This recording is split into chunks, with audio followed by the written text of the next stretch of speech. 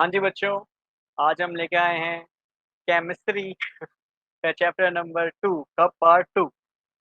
Part 1 already मैं पढ़ा चुका हूँ, जो कि आपको ऊपर अभी ब्लिंक भी हो जाएगा। ठीक है, देखो जो हम सीरीज लेके आए हैं बच्चों, इसका नाम है as the NCERT. That means जो आप एनसीईआरटी पढ़ रहे हैं इसमें अच्छे से पकड़ बना लें। क्यों? क्योंकि एनसीईआरटी बेसिक बुक है सभी के लिए, चाहे आप नीट की तैयारी कर रहे हैं, जेई की कर रहे हैं, चाहे आप सीयूएट की तैयारी कर रहे हैं, सभी के लिए अगर मैं कहूँ एक बेसिक किताब बताइए तो उसका नाम निकल के आता है एनसीईआरटी। वो प्यारी किताब जो एक कह लो रामबाण है ना। इतने क्वेश्चन हैं, इतनी सारी चीजें, तो सारे क्वेश्चन सारे टॉपिक्स हम एक सेशन में आपको कंप्लीट कराने की कोशिश कर रहे थे। बट हुआ क्या, लास्ट क्लास में आपने देखा कि थोड़ा सा दिक्कत थी, साउंड प्रॉब्लम हो गया था, मतलब नेटवर्क ग्लिच कर रहा था। तो आपने देखा होगा वीडियो में कई जगह साउंड की दिक्कत हुई है। ठीक है, तो बस थोड़ा सा बुरा लगा, बट हाँ कोई बात नहीं। पार्ट 1 उतने में हमें कंप्लीट करना पड़ा। पार्ट 2 लेके आना कोशिश करी थी पूरे सेशन को एक ही पार्ट में करूँ, बट वही सेशन आपने देखा 5 घंटे का हो गया और आज का सेशन 2 ढाई घंटे का रहेगा। मतलब 7.5 आवर्स आपका ये एनसीईआरटी का पूरा चैप्टर कंप्लीट हो जाएगा। अगर एक एक घंटे का वीडियो देखोगे, अरे भाई तब भी तो आपका सिलेबस चैप्टर कंप्लीट हो रहा होगा। और चाहे आपसे एक ही सेशन में देख लो या फिर पार्ट 1 पार्ट 2 में देख लो, बात ही। ठीक है, 5 घंटे अगर नहीं देखा जाता लगातार, 1 घंटा देखिए, फिर उसके बाद अगला 1 घंटा देखिए, अगला देखिए, ऐसे करके देख लीजिए। ठीक है, खैर पार्ट 2 शुरू करते हैं। इज द एनसीईआरटी चैप्टर पढ़ रहे हैं स्ट्रक्चर ऑफ एटम। ठीक है, वेरी इंपॉर्टेंट टॉपिक, बेसिक है केमिस्ट्री का, ध्यान सुनिएगा। आगे बढ़ते हैं, आज से पढ़ेंगे Bohr model for hydrogen atom. Actually Bohr model में आपको पढ़ा चुका हूँ, है ना, पढ़ा चुका हूँ, उसको skip कर देता हूँ। लिमिटेशन भी पढ़ लिया था, याद करें, क्वेश्चन भी देख लिया था हमने, ये भी पढ़ लिया था, प्रॉब्लम भी करके देख ली थी ये वाली। आगे बढ़े आगे बढ़े, हाइजेनबर्ग भी पढ़ लिया था, प्रॉब्लम कर ली थी। चलिए यहाँ से आते हैं, यहाँ से बोहर बरी इक्वेशन से आते हैं, बढ़ते हैं आगे। तो बोहर बरी इक्वेशन क्या कहता है, ये एक्चुअली क्लास 9th की इक्वेशन है। एक बार जल्दी से बस बेस बनाने के लिए पढ़ा देता हूँ। देखो, आप जानते हैं आपके पास एक न्यूक्लियस है, न्यूक्लियस के चारों ओर इलेक्ट्रॉन फिक्स सेल में चक्कर लगाता है। क्लास 9th का कंसेप्ट जो आप जानते हैं, नहीं जानते हैं तो बस जल्दी से एक बार बोहर बरी इक्वेशन को देख लेते हैं। अच्छा, ये तो पढ़ लिया था ना कि भाई इलेक्ट्रॉन जो है न्यूक्लियस के चारों ओर चक्कर लगाता है, वो भी एक फिक्स सेल में। ठीक है, तो जैसे ये न्यूक्लियस है, ठीक है, ये न्यूक्लियस है और ये फर्स्ट सेल है n बराबर 1, ये सेकंड सेल है n बराबर 2, ये थर्ड सेल है n बराबर 3 और ये फोर्थ सेल। न्यूक्लियस के पास वाली सेल, इसको हम k सेल कह सकते हैं, इसको हम l सेल कह सकते हैं, इसको हम m सेल कह सकते हैं, इसको हम n सेल कह सकते हैं। तो हमारे पास k l m n cell होगी, याद है, first cell, second cell, third cell. अब और बड़ी इक्वेशन के अकॉर्डिंग किसी सेल में अगर आपको इलेक्ट्रॉन फिल करने हैं, इलेक्ट्रॉन के फिल करने को ही हम इलेक्ट्रॉनिक कॉन्फ़िगरेशन बोलते हैं। इलेक्ट्रॉनिक कॉन्फ़िगरेशन का मतलब क्या है कि भाई आप इलेक्ट्रॉन को एनर्जी के बढ़ते हुए क्रम में भर रहे हैं, it is called electronic configuration. Clear है बात? जहाँ पे n क्या है, n है नंबर ऑफ सेल, n क्या है, नंबर ऑफ सेल है, जिसमें n को हम प्रिंसिपल क्वांटम नंबर से भी जानते हैं। अभी अगला टॉपिक यही पढ़ाऊंगा, तो हम प्रिंसिपल क्वांटम नंबर नाम से भी जानते हैं, जहाँ पे n जो है ये नेचुरल नंबर होता है। ठीक है, प्राकृतिक संख्याएं होता है, तो it is the natural number. तो अब मैं अगर n की वैल्यू 1 पुट करता हूँ, n की वैल्यू 1 पुट करता हूँ, दैट मीन्स फर्स्ट सेल की बात करता हूँ, पूछूं कि फर्स्ट सेल में कितने इलेक्ट्रॉन होंगे, तो आपने कहा फर्स्ट सेल में 2n स्क्वायर, मतलब किसी भी सेल में 2n स्क्वायर इलेक्ट्रॉन फिल होंगे। n की वैल्यू 1 पुट करता हूँ, तो आप जानते हैं बन जाएगा 2 इंटू 1 का स्क्वायर, 1 का स्क्वायर 1, 2 वन जा 2, 2 इलेक्ट्रॉन बन जाएंगे। n बराबर 2 में बताइए, तो आप कहेंगे 2 इंटू 2 का स्क्वायर, 2 का स्क्वायर 4, 2 जा 8 इलेक्ट्रॉन बन जाएंगे। n की वैल्यू 3 पुट करता हूँ, तो बोलो 2 इंटू 3 का स्क्वायर, 3 का स्क्वायर 9, 2 जा 18 इलेक्ट्रॉन बन जाएंगे। फिर ऐसे n बराबर 4 सेल, है ना, ये k सेल हो गया, l सेल में 8 इलेक्ट्रॉन, n सेल में 18 इलेक्ट्रॉन, n बराबर 4, तो कितना हो जाएगा 2 इंटू 4 का स्क्वायर हो जाएगा। ठीक है, 4 का स्क्वायर हो जाएगा 4 टू जा 8 टू जा 16, मतलब 4 टू जा 8 होगा, बट स्क्वायर कर रहे हैं हम, सॉरी, 4 टू 4 का स्क्वायर इसमें जाएगा, 15 टू जा 32 हो जाएगा। क्लियर है? तो यहाँ पे आप इलेक्ट्रॉन भर लेंगे कितने, 2, यहाँ भर लेंगे कितने, 8, और यहाँ भर लेंगे 18 इलेक्ट्रॉन, और यहाँ भर लेंगे 32 इलेक्ट्रॉन। है ना सरल बात? चलिए आगे बढ़े। तो हमें ये पता चल गया कि हर सेल में कुछ फिक्स अमाउंट ऑफ इलेक्ट्रॉन भरते हैं, और इलेक्ट्रॉन की फिलिंग को ही हम क्या कहते हैं, इलेक्ट्रॉनिक कॉन्फ़िगरेशन। इलेक्ट्रॉन की फिलिंग को ही हम इलेक्ट्रॉनिक कॉन्फ़िगरेशन कहते हैं, कॉन्फ़िगरेशन। ठीक है ना, तो ये सरल सी बातें हैं जो आपको ध्यान रखना है। आगे बढ़ते हैं। अब मैंने कहा था आज की क्लास से पढ़ेंगे orbitals and quantum number. Orbital क्या होते हैं और क्वांटम संख्याएं क्या होती हैं। तो पहली बात ऑर्बिटल की बात करूं तो ऑर्बिटल क्या है बच्चों, थ्री डायमेंशनल वेव फंक्शन है। अगर आप क्लासेस मेरी ध्यान से देखते हैं तो याद कीजिए थ्री डायमेंशनल वेव फंक्शन की एक इक्वेशन भी लिखी थी, याद है, जिसको हम कहते हैं Schrödinger wave equation. Last class में बिल्कुल लास्ट टॉपिक यही पढ़ाया था, स्क्रोडिंजर वेव इक्वेशन, बिल्ली म्याऊं म्याऊं वाली कहानी भी सुनाई। तो स्ट्रेंजर वेव इक्वेशन है जो थ्री डायमेंशनल वेव फंक्शन बताता है कि ऑर्बिटल जो है ये 3D वेव फंक्शन है, तीन विमाओं वाले वेव फंक्शन है, जहाँ पे इलेक्ट्रॉन की पाए जाने की प्रोबेबिलिटी मैक्सिमम होती है। सिंपल सी भाषा में ऑर्बिटल इलेक्ट्रॉन का घर होता है। इतनी टेक्निकल बात नहीं समझ में आई, इतना तो समझ में आया कि भाई इलेक्ट्रॉन भी कहीं रहता होगा, उसका भी कोई घर होगा, और ऑर्बिटल का इलेक्ट्रॉन का जो घर है वो क्या है, उसका ऑर्बिटल है। तो ऑर्बिटल क्या है, थ्री डायमेंशनल का वेव फंक्शन है, वो घर जो तीन विमाओं वाला है, थ्री डायमेंशन वाला है, X axis Y axis Z axis है। स्क्रोडिंगर वेव इक्वेशन कहीं ना कहीं सपोर्ट करता होगा। ठीक, तो तीन विमाओं वाला थ्री डायमेंशन वाला वेव फंक्शन है जिसमें इलेक्ट्रॉन की पाए जाने की प्रोबेबिलिटी मैक्सिमम होती है। भाई उसकी पाए जाने की प्रोबेबिलिटी है कहाँ पे होगी, उसके घर में, तो घर कहाँ है, ऑर्बिटल। सिंपल। क्वांटम नंबर क्या है, quantum number are the set of tool, ये वो सेट ऑफ टूल है, सेट ऑफ टूल है जो स्टडी कराएंगे किसकी, क्वांटम मैकेनिक्स की। टू स्टडी क्या, क्वांटम मैकेनिक्स। बताया था साइंस को दो तरीके से पढ़ते हैं, एक माइक्रो लेवल, एक मैक्रो लेवल। माइक्रो मतलब छोटे लेवल पे पढ़ना, उसी को जनरली हम क्वांटम मैकेनिक्स का पार्ट कहते हैं। क्लियर, यहाँ मैं बोलूँ क्वांटम मैकेनिक्स को माइक्रो स्टडी का पार्ट कहते हैं। अब इसमें पहला है प्रिंसिपल क्वांटम नंबर, हिंदी में बोलते हैं मुख्य क्वांटम संख्या। इसको रिप्रेजेंट करते हैं बच्चों एन से, it is represented by N. इसको एन से रिप्रेजेंट करते हैं, दर्शाते हैं, जहां पे एन की वैल्यू 1 2 3 4 5 6 चलती रहेगी। सिंपल बोलूं तो प्रिंसिपल क्वांटम नंबर मुख्य क्वांटम संख्या इलेक्ट्रॉन के घर, भाई हमने देखा ऑर्बिटल इलेक्ट्रॉन का घर है, बट आपको ये पता करना है कि इलेक्ट्रॉन, भाई बता तू कौन से घर में है, अगर पहले घर में है तो बता, दूसरे घर में है तो बता, तीसरे में तो बता, मतलब जिस भी घर में उस घर का पता बता दे। घर नंबर 1 में रह रहा है, घर नंबर 2 में रह रहा है, 3 में रह रहा है, 4 में रह रहा है, 5 रह रहा है, तो ये कौन बताएगा, ये प्रिंसिपल क्वांटम नंबर बताएगा। क्लियर है। तो ऑर्बिटल, ऑर्बिटल क्या है, वो न्यूक्लियस के चारों ओर का वो रीजन जहाँ पे इलेक्ट्रॉन की पाए जाने की प्रोबेबिलिटी क्या है, मैक्सिमम। तो आपने देखा न्यूक्लियस के चारों ओर इलेक्ट्रॉन चक्कर लगाते हैं, तो उन्हीं को हम ऑर्बिटल कहेंगे। ऑर्बिट, ऑर्बिट का मतलब होता है चक्कर लगाना, ऑर्बिटल वैसे ही वर्ड बना। ठीक है, तो प्रिंसिपल क्वांटम नंबर क्या डिफाइन करेगा, इसको सिंपल भाषा में लिख देते हैं, इट डिफाइंस द एनर्जी। याद है एनर्जी में डिफाइन किया था, it defines the energy of the cell. ठीक है ना, सेल की एनर्जी बताएगा। It defines the energy of the cell, और सिंपली लिख दूं, और address address of the electron in a cell. Simple सी बात, भाषा में सिंपल सी परिभाषा। क्लियर है। सेकंड, ये तो हो गया फर्स्ट क्वांटम नंबर। उसके बाद सेकंड जो क्वांटम नंबर है, it is the azimuthal quantum number और सब्सिडरी क्वांटम नंबर। ठीक है, तो व्हाट इज एजीमुथल या फिर सब्सिडरी क्वांटम नंबर, इसको जनरली एल से रिप्रेजेंट करते हैं। किससे रिप्रेजेंट करते हैं, एल से। और जनरली ये बताता है कि भाई किसी ऑर्बिटल के पास, या मैं बोलूँ किसी भी ऑर्बिटल के पास कितना, उसके पास जनरली एक तरीके से बोलूं रूम कितने हैं, अगर सिंपल भाषा में बोलूं तो किसी ऑर्बिटल के पास कितने रूम है, कितने ऑर्बिटल के पास रूम है, इसे हम कहेंगे generally azimuthal quantum number. Clear है। तो दैट मींस अगर मान लो एल की वैल्यू 0 है, 1 है, 2 है, 3 है, 4 है, 5 है, एल की वैल्यू 0 शुरू होती है, दैट मींस होल नंबर से शुरू होती है। अगर एल की वैल्यू 0 होगी तो ये रिप्रेजेंट करेगा एस ऑर्बिटल को। ये क्या आया, ये एस ऑर्बिटल क्या कह रहा हूँ, तो बेटा जी अब तक आपने क्लास 9 में ये पढ़ा है, जो कि हमने यहाँ समझा भी, कि हमारे पास सेल होती हैं। क्या होती हैं, सेल होती हैं, सेल होती हैं। इन सेल के अंदर एक चीज और मौजूद होगी जिसे हम कहेंगे सब सेल। क्या कहेंगे, सब सेल। और बेसिकली इन सब सेल को हम ऑर्बिटल भी कह देते हैं।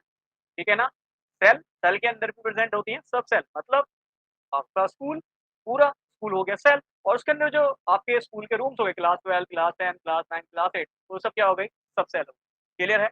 तो ऐसे ही जो सब सेल्स होती हैं वो कौन कौन सी होती हैं, तो अगर एल की वैल्यू 0 है, मतलब एल की वैल्यू 0 है, तो भाई आपने देखो स्कूल का नंबर या मकान का नंबर पता कर लिया।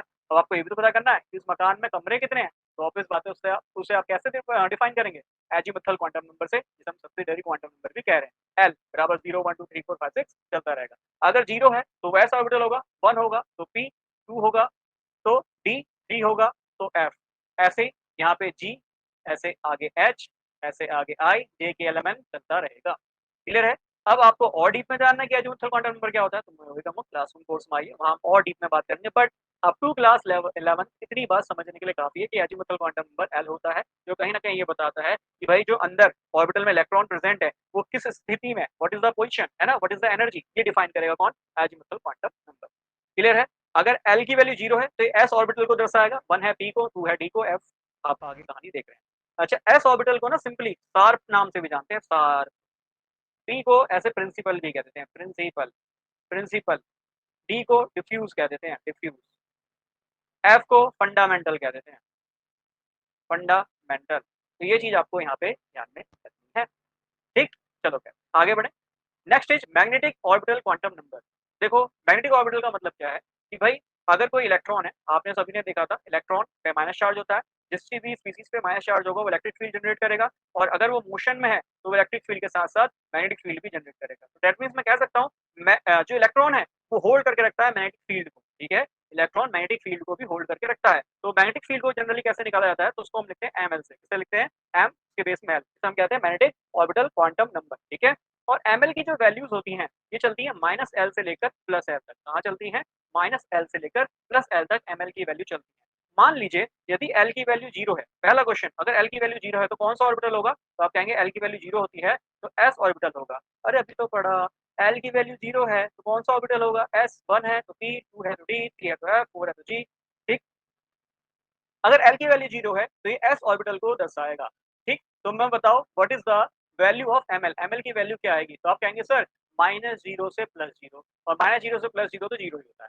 दैट मीन्स S ऑर्बिटल के लिए एमएल की वैल्यू कितनी होगी? 0। तो S ऑर्बिटल के लिए मैग्नेटिक ऑर्बिटल क्वांटम नंबर की क्या वैल्यू होगी? 0।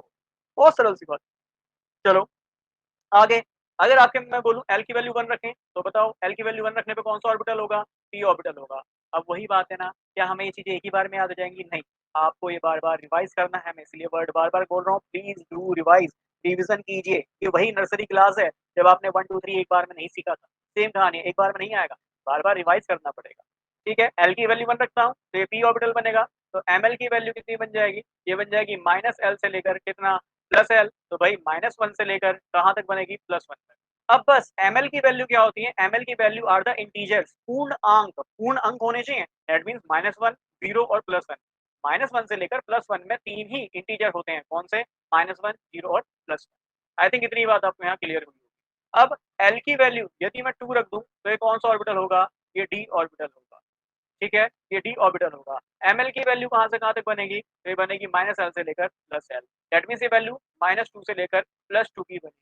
ठीक है? दैट मीन्स ये सारी वैल्यूज़ होंगी -2, -1 पूर्ण अंक इंटीजर्स होने चाहिए।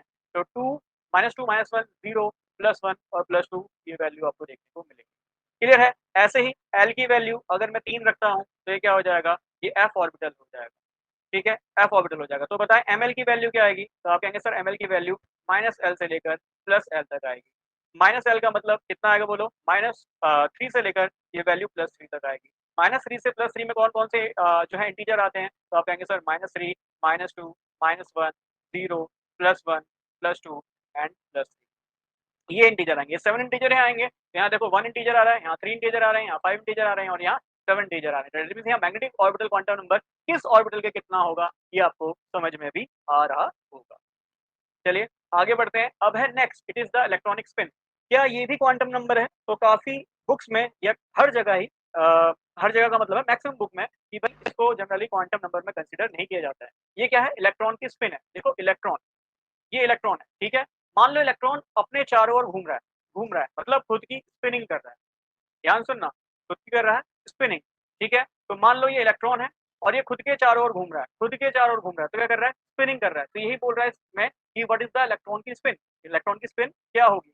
तो आप देखेंगे जब ये इलेक्ट्रॉन ऊपर की तरफ होगा तो हम कहते हैं इसकी स्पिन प्लस हाफ होगी और ये इलेक्ट्रॉन यदि नीचे की तरफ होगा तो भाई इसकी स्पिन जो है वो माइनस हाफ होगी। क्लियर है? अब ये इलेक्ट्रॉनिक स्पिन जनरली वर्ड कहाँ से बना है? इस बात को भी समझ लेते हैं। पर बेसिक-बेसिक बातें कुछ आपको समझ में आया? मैंने बोला अगर इलेक्ट्रॉन ऊपर की ओर घूम रहा है, तो उसकी हम प्लस हाफ स्पिन कह देते हैं, नीचे की ओर घूम रहा है, तो माइनस की हाफ स्पिन उसको कह देते हैं। क्लियर? अब कुछ बातें अभी याद करना शुरू कर दो कि एस का केवल एक ही ऑर्बिटल होता है। अभी बताऊँगा कैसे होता है, बट फिलहाल के लिए इतनी बात मान लो कि एस का केवल एक ऑर्बिटल होता है। कितने ऑर्बिटल होता है? एक ऑर्बिटल। और एक ऑर्बिटल में मैक्सिमम आप 2 ही इलेक्ट्रॉन भर सकते हो। कितने इलेक्ट्रॉन भर सकते हो? 2। तो एक इलेक्ट्रॉन की स्पिन देखो ऐसे होगी और एक इलेक्ट्रॉन की स्पिन ऐसे होगी। दैट मीन्स दोनों इलेक्ट्रॉन जो है इनकी स्पिन अपोजिट होगी। ठीक है? तो लिख देता हूँ इन n orbital, the two electrons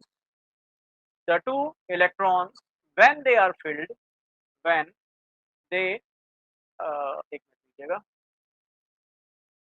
ये क्या हो गया भाई, हाँ हट गया, चलिए एक मिनट फिर से लिख देता हूँ, when they filled, ठीक है। तो in an orbital the two electrons when they are filled must be opposite spin, कैसे स्पिन के होने चाहिए, must be of opposite spin, ठीक है। उनकी स्पिन कैसी होनी चाहिए, अपोजिट होनी चाहिए, बहुत सरल सी बात है। क्या कारण है, व्हाट इज द रीजन, तो याद कीजिए अभी थोड़ी देर पहले ही बोला था, इलेक्ट्रॉन इलेक्ट्रॉन कैसा है, एक चार्ज स्पीसीज है, इसके ऊपर चार्ज है, माइनस का चार्ज है, तो electron is a charge species, है ना। अगर इस पर चार्ज है तो उसमें नेगेटिव चार्ज है, दैट मीन्स ये क्रिएट करेगा इलेक्ट्रिक फील्ड, है ना। और ये साथ में अगर मोशन में आ जाए, तो ये इलेक्ट्रिक फील्ड तो क्रिएट कर ही रहा था, साथ में मैग्नेटिक फील्ड भी क्रिएट करने लगेगा, याद है, पढ़ा चुका हूँ बहुत बार इस कंसेप्ट को। तो अगर ये मैग्नेटिक फील्ड क्रिएट कर रहा है तो मतलब मैग्नेट की तरह इसके पास नॉर्थ और साउथ पोल होने चाहिए, क्लियर। अब समझो दूसरा इलेक्ट्रॉन भी अगर मैं सेम स्पिन का ले आऊं तो उसका भी नॉर्थ पोल ऊपर होगा, साउथ पोल नीचे होगा। आपको पता है भाई, नॉर्थ और नॉर्थ रिपेल करेंगे, साउथ और साउथ रिपेल करेंगे, क्यों, क्योंकि शुरू में ही कंसेप्ट पढ़ाया था क्या, कि सेम चार्ज और सेम पोल एक दूसरे को रिपेल करते हैं, दैट मींस एक दूसरे से दूर भागेंगे, जब ये दूर भागेंगे तो कभी भी दो इलेक्ट्रॉन सेम स्पिन से नहीं जुड़ेंगे। फिर से सुन लो, दो इलेक्ट्रॉन सेम स्पिन से नहीं जुड़ेंगे, why, electron behave like a magnet, magnet है तो मैग्नेटिक पोल होंगे, जब सेम पोल एक साथ आएंगे तो रिपेल करेंगे, इसीलिए देखो ऊपर वाला स्पिन ऊपर वाले स्पिन के साथ कंबाइन नहीं होगा। तो किसी भी ऑर्बिटल में यदि आप इलेक्ट्रॉन की फिलिंग करते हैं तो ये कंसेप्ट को याद कीजिए कि एक ऑर्बिटल में मैक्सिमम दो ही इलेक्ट्रॉन फिल करते हैं, तो जब भी एक ऑर्बिटल में आप दो इलेक्ट्रॉन फिल करते हैं उनकी स्पिन कभी भी सेम नहीं होनी चाहिए, ना ही ऐसे और ना ही ऐसे, it is wrong way to fill the electron. सही तरीका क्या है कि एक इलेक्ट्रॉन की स्पिन ऊपर की तरफ ऐसे और एक इलेक्ट्रॉन की स्पिन नीचे की तरफ। इसका क्या रीजन है, क्योंकि हम जानते हैं इसका नॉर्थ पोल अगर यहाँ है तो साउथ पोल यहाँ होगा, इसका नॉर्थ पोल यहाँ है तो उसका साउथ पोल यहाँ होगा, तो नॉर्थ और साउथ यहाँ अट्रैक्ट करेंगे, सिमिलरली साउथ और नॉर्थ यहाँ अट्रैक्ट करेंगे। क्लियर है बात, तो इतना कंसेप्ट आप सभी को समझ में आ गया होगा। आगे बढ़ते हैं, इसमें एक क्वेश्चन बोला है कि what is the total number of orbital, कितने ऑर्बिटल एसोसिएट होंगे with the principal quantum number n equal to 3। कह रहा है n की वैल्यू अगर मैं 3 रखता हूं तो उससे कितने ऑर्बिटल जो है जुड़े होंगे। तो ये बुक का ही प्रॉब्लम है, प्रॉब्लम एग्जांपल है 2.17 है, देखते हैं। कह रहा है n की वैल्यू 3 रखता हूं तो कितने ऑर्बिटल यहाँ पे जुड़े होंगे। सबसे पहली बात, थर्ड सेल के कौन कौन से ऑर्बिटल होंगे, थर्ड का s ऑर्बिटल होगा, थर्ड का p ऑर्बिटल होगा और थर्ड का d ऑर्बिटल होगा। थर्ड सेल का कभी भी f ऑर्बिटल नहीं होता है, क्या रीजन है, और इसका आगे कोई ऑर्बिटल नहीं होगा, क्या रीजन है, बहुत सरल सा रीजन है, एक्सप्लेन कर देता हूँ। देखिए कहानी क्या है, जब n बराबर 3 होता है, जब n बराबर 3 होता है तो हमने देखा बहुत बड़ी इक्वेशन के अकॉर्डिंग 2n स्क्वायर इलेक्ट्रॉन भर रहे हैं, n की वैल्यू यहाँ 3 पुट कर दीजिए, 3 का स्क्वायर 9 2 जा 18, मतलब थर्ड सेल में 18 इलेक्ट्रॉन आने चाहिए, कितने इलेक्ट्रॉन आने चाहिए, 18। अभी कंसेप्ट आगे पढ़ाऊंगा बट फिलहाल के लिए छोटी छोटी बातें याद करना शुरू करो। s का केवल एक ही ऑर्बिटल होगा और एक ऑर्बिटल मैक्सिमम कितने इलेक्ट्रॉन आएंगे, 2 आएंगे। p के 3 ऑर्बिटल बनेंगे, एक ऑर्बिटल में 2 इलेक्ट्रॉन आते हैं, p में कितने आएंगे, 6 आएंगे। डी ऑर्बिटल के टोटल, डी के 5 ऑर्बिटल होंगे, एक ऑर्बिटल में 2 इलेक्ट्रॉन, तो 5 में कितने इलेक्ट्रॉन आएंगे, 10। ऐसी एफ में 7 ऑर्बिटल होंगे, इलेक्ट्रॉन कितने आ जाएंगे, डबल कर दो बस, सिंपल है, 1 है 2 3 है 6 5 है 10 7 है 14, सिंपल सी बात। अब जरा समझो, अगर मुझे थर्ड सेल में n बराबर थर्ड, यही बोल रहा है थर्ड सेल में, थर्ड प्रिंसिपल क्वांटम नंबर में n बराबर थर्ड सेल है, थर्ड सेल में 18 इलेक्ट्रॉन भरने हैं, 18 इलेक्ट्रॉन भरने के लिए मुझे s में 2, p में 6, d में 10, टोटल इतने ही ऑर्बिटल की जरूरत पड़ेगी, क्यों, क्योंकि 10 और 6 16 और 2 18, 10 6 16 टू 18, 18 इलेक्ट्रॉन डी ऑर्बिटल तक भर चुके होंगे, तो मुझे एफ ऑर्बिटल की जरूरत पड़ेगी, नो, एफ ऑर्बिटल की जरूरत नहीं पड़ेगी, क्यों, क्योंकि मुझे केवल थर्ड सेल में 18 इलेक्ट्रॉन 18 इलेक्ट्रॉन फिल करने हैं, 18 इलेक्ट्रॉन फिल करने के लिए एस पी डी ऑर्बिटल काफी है, तो मुझे यहाँ एफ ऑर्बिटल की आवश्यकता नहीं पड़ेगी, तो मैं इलेक्ट्रॉन कहाँ भर दूंगा, एस पी और डी में भर दूंगा। क्लियर, तो थर्ड सेल में केवल एस ऑर्बिटल होता है, पी के 3 ऑर्बिटल होंगे, ठीक है, अभी पढ़ाऊंगा कौन कौन से, P X P Y P Z, ठीक है, और डी के 5 ऑर्बिटल होंगे, अभी हार्ड लग रहा होगा, अभी कंसेप्ट धीरे धीरे इजी होता रहेगा। डी के 5 ऑर्बिटल होंगे, D X Y D Y Z D Z X D X square minus Y square और डी जेड स्क्वायर। काफी के मन में तो याद होगा सर क्या पढ़ा रहे हो, समझ में आएगा बेटा, अभी बस कंसेप्ट को समझो। एस का केवल एक ही ऑर्बिटल होता है, पी के 3 ऑर्बिटल होते हैं, डी के 5 ऑर्बिटल होते हैं, कंसेप्ट एफ के 7 ऑर्बिटल होते हैं। क्लियर, ये P X P Y P Z क्या है, इन ऑर्बिटल का नाम है, बताऊंगा क्या है, अभी वेट कीजिए। अगर एस का एक ऑर्बिटल है, देखो कितने ऑर्बिटल गिन लो, एक ऑर्बिटल ये हो गया, 2 3 4 5 6 7 8 9, कितने ऑर्बिटल हो गए, 9 ऑर्बिटल हो गए, है ना, सरल सी बात। तो ये 9 ऑर्बिटल हो गए। अब इनके नाम क्या क्या है, कैसे कैसे, तो सब पढ़ाऊंगा, वेट करो। पहला क्वेश्चन ये बोला कि n बराबर 3 है तो इसमें कितने ऑर्बिटल बनेंगे, 9 ऑर्बिटल बनेंगे। अब मैं बोलूँ अगर n बराबर 2 है तो कितने ऑर्बिटल बनने चाहिए, प्रिंसिपल सेल अगर 2 है तो कितने ऑर्बिटल बनेंगे, तो 4 बनेंगे। अगर मैं बोलूँ 4th सेल है तो कितने बनेंगे, 4 का स्क्वायर 16 बनेंगे। 5th सेल है तो कितने बनेंगे, 25 बनेंगे। क्लियर है। तो दैट मीन्स अगर किसी भी ऑर्बिटल में, मतलब किसी भी प्रिंसिपल क्वांटम नंबर के लिए अगर ये पूछे कि कितने ऑर्बिटल होंगे, तो बेटा n स्क्वायर कर देना। बहुत सरल सा फंडा है, उसको ट्रिक कह लो, कुछ भी कह लो। क्लियर है। अगर आपको ये बताना है कि किसी भी प्रिंसिपल क्वांटम नंबर के लिए, प्रिंसिपल क्वांटम नंबर क्या था, नंबर ऑफ सेल को रिप्रेजेंट कर रहा था, एनर्जी ऑफ सेल को रिप्रेजेंट कर रहा था। तो बस अगर आपसे बोले कि उसमें कितने ऑर्बिटल होंगे, तो बस n का स्क्वायर कर देना। जैसे n बराबर 2 में केवल 4 ऑर्बिटल बन रहे हैं, क्यों बन रहे हैं, जरा देखो n बराबर 2 है तो बहुत बार इक्वेशन पढ़ा था 2n स्क्वायर। अगर n बराबर 2 है तो 2 का स्क्वायर 4 2 जा 8, 8 ही इलेक्ट्रॉन भरने हैं। जब 8 इलेक्ट्रॉन भरने हैं तो मैंने बताया s ऑर्बिटल में कितने भर जाएंगे, 2, 3 में भर जाएंगे 6, 6 और 2 8। दैट मीन सेकंड सेल के लिए मुझे 2s और 2p ही चाहिए होगा। s का केवल एक ऑर्बिटल होता है और p के याद करना शुरू कर दो, 1 2 3 तीन ऑर्बिटल होते हैं। कैसे होते हैं अभी सब बताऊंगा, वेट कीजिए। कौन कौन से होते हैं, px होता है, py होता है, pz होता है। s का कितना ऑर्बिटल होता है, एक, 1 2 3 4। कितने ऑर्बिटल बने, 4। उसके सेकंड सेल के लिए कितने ऑर्बिटल बनेंगे, 4 बनेंगे। फॉर्मूला है, सीधा सीधा फंडा है, क्या n स्क्वायर कर दीजिए। ये बुक में ही साफ साफ लिखा है, एक बार बुक में भी देख लीजिएगा। बाकी यहाँ कंसेप्ट समझ में आ रहा है तो फिर तो कहीं भी देखो सब समझ में आए। आगे है, अच्छा, यूजिंग एसपीडीएफ। ओके, मैंने यहाँ ना जगह नहीं छोड़ी, जब भी ये समस्या आई है। कोई बात, मैं क्या करता हूँ, आपको ना कंसेप्ट समझाता हूँ पहले ऑर्बिटल का भी। शेप्स ऑफ एटॉमिक ऑर्बिटल आ गया सीधा। चलो मैं सिर्फ करता रहूंगा, यही समझाता रहूंगा। शेप्स ऑफ एटॉमिक ऑर्बिटल, ये हेडिंग अभी आप डालिएगा, है ना। इससे पहले कुछ बेसिक बातें और समझिएगा, ठीक है। पहले तो आप समझो ऑर्बिटल्स क्या है, ठीक है। हेडिंग डालिएगा, उसके बाद ऑर्बिटल। ऑर्बिटल्स क्या है, मैंने बताया 3D। 3D मतलब जिसके पास X axis, Y axis, Z axis, तीन डायमेंशन हैं, तीन बीमाएं हैं, तीन एक्सिस। 3D क्या है, 3D वेव फंक्शन है। क्या है, 3D वेव फंक्शन है। क्यों है वेव फंक्शन, क्योंकि कहीं ना कहीं ये स्ट्रोडिंजर वेव क्वेश्चन को सॉल्व करके आता होगा। स्ट्रोडिंजर वेव क्वेश्चन लास्ट क्लास में पढ़ा चुका हूँ। These are the 3D wave function in which probability of finding the electron, probability of finding the electron is maximum, clear है। तो ऑर्बिटल क्या है, तीन बीमाओं वाले वेव फलन है, हाँ हिंदी छोड़ दो, 3 डायमेंशनल वेव फंक्शन है जिसमें इलेक्ट्रॉन की पाए जाने की प्रोबेबिलिटी क्या है, मैक्सिमम है। या सिंपल बोलूं, ऑर्बिटल क्या है, इलेक्ट्रॉन का घर है। जहां इलेक्ट्रॉन मिलेगा, कहां मिलेगा, अपने घर में मिलेगा, तो इलेक्ट्रॉन का घर है। Orbital are the 3 dimensional wave function, 3 dimension वाले वेव फंक्शन है जिसमें इलेक्ट्रॉन की पाए जाने की जो प्रोबेबिलिटी है, प्रोबेबिलिटी आप सभी को पता है क्या होती है, मैक्सिमम 1 होती है। और हम ऐसा मान के चलते हैं ऑर्बिटल में जो इलेक्ट्रॉन पाया जाता है 90 to 95% पाया ही जाता है ना। बाकी 5 से 10% कहाँ चांस है कि भाई हो सकता है वो दूसरे ऑर्बिटल में चला गया हो, एनर्जी का ट्रांसफर वहां पे होता रहता है, या फिर वहां से लीव ही कर गया हो, है ना। तो बहुत सारी प्रोबेबिलिटीज होती है, बट मैक्सिमम प्रोबेबिलिटी क्या है कि भाई इलेक्ट्रॉन जो है वो अपने ऑर्बिटल में ही पाया जाए। क्लियर है। अब हमने पढ़ा हमारे पास जो ऑर्बिटल है वो कौन कौन से, एस ऑर्बिटल है, पी ऑर्बिटल है, डी ऑर्बिटल है, एफ ऑर्बिटल है। जनरली हमारे पास 4 ऑर्बिटल है, ऐसा हम मान के चल रहे हैं, एस पी डी एफ, ठीक। 7 प्रिंसिपल, डिफ्यूज एंड फंडामेंटल, ठीक।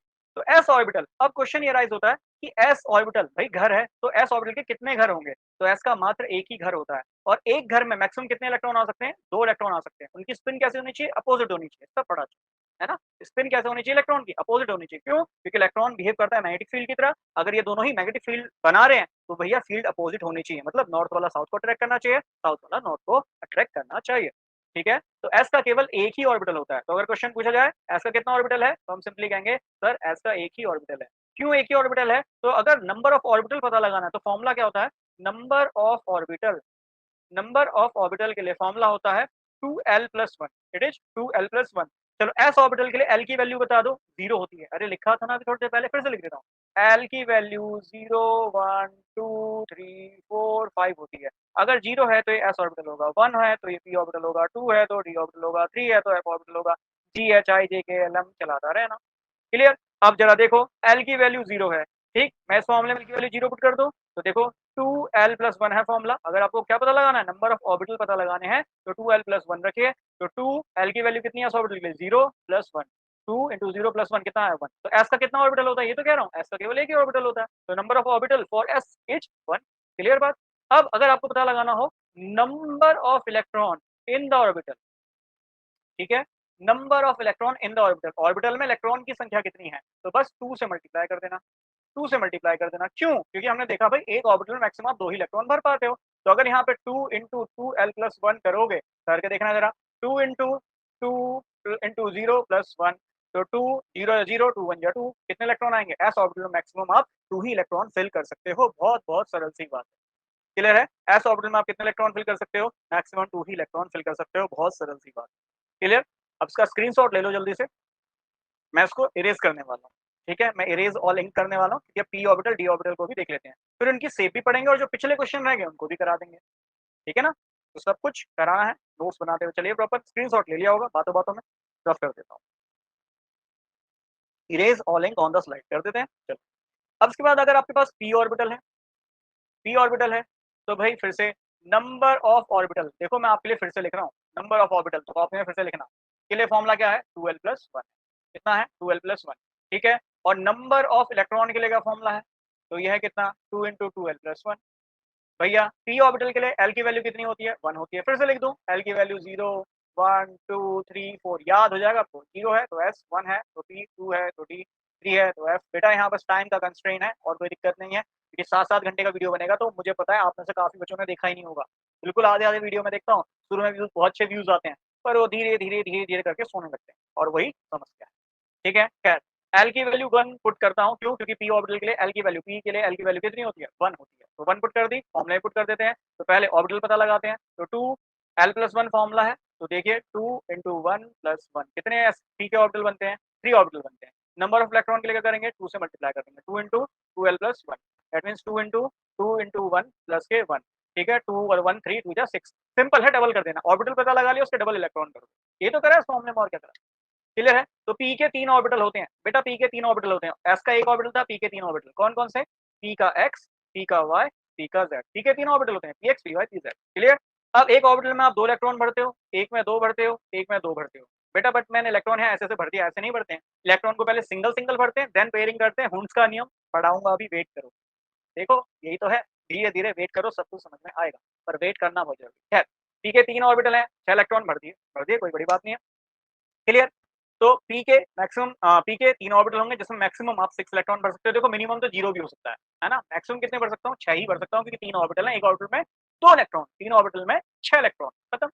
चलो आगे आते हैं, डी के बाद डी का ऑर्बिटल, डी का ऑर्बिटल फॉर्मूला ऊपर लिखा हुआ है, बस डी के लिए एल की वैल्यू बताओ, डी के लिए एल की वैल्यू 2 होती है कि नहीं? तो रखो 2l+1, that means 2 into 2 plus 1, 2 2 जा 4 और 1 5। क्लियर? तो डी के 5 ऑर्बिटल होते हैं, कितने इलेक्ट्रॉन आएंगे? तो दुगना कर दो, 2 इंटू 2l+1, दैट मीन्स 5 दूनी 10, 5 2 जा 10, कितने इलेक्ट्रॉन आएंगे? 10 इलेक्ट्रॉन आएंगे। ठीक है, तो भैया यहाँ 10 इलेक्ट्रॉन भर दीजिए, भरे, ये लो, ये लो, पहले 5 ऑर्बिटल तो बनाओ, बना दिए। डी के 5 ऑर्बिटल कौन से होते हैं? याद कर लो, D X Y, D Y Z, D Z X, D X square minus Y square, D Z का स्क्वायर। क्लियर? 10 इलेक्ट्रॉन बनने, तो आप वही अपोजिट स्पिन के साथ इलेक्ट्रॉन को भरेंगे, बट इलेक्ट्रॉन की फिलिंग ऐसे नहीं करी जाती, इलेक्ट्रॉन पहले सिंगल भरे जाते हैं, देन उनकी पेयरिंग होती है, यही हुंड्स का नियम है। क्लियर है? चलो जल्दी से एफ को भी देख लेते हैं, F orbital, F orbital formula बताओ, नंबर ऑफ ऑर्बिटल के लिए 2l+1, ठीक है, एल के लिए, एफ की वैल्यू एल के लिए बोलो, एल बराबर 3 होता है एफ के लिए, ठीक है, तो कितना हो जाएगा? 2 इंटू 3+1, 3 2 6 और 1, 7 ऑर्बिटल होते हैं एफ के, 7 ऑर्बिटल होते हैं, एक ऑर्बिटल मैक्सिमम 2 इलेक्ट्रॉन भरते हो, 7 में कितना हो जाएगा? 7 2 14, तो कितना हो जाएगा? 2 इंटू 7, दैट मीन्स कितने इलेक्ट्रॉन भर दोगे? 14, 14 इलेक्ट्रॉन आप भर दोगे, बहुत सरल सी बात है। चलो बनाओ एफ के 7 ऑर्बिटल, एफ के 7 ऑर्बिटल का नेम याद करना है, नहीं मत करो, बिल्कुल भी मत करो, तो 1 2 3 4 5 6, एक और बना लो, एफ के 7 ऑर्बिटल हो गए। क्लियर?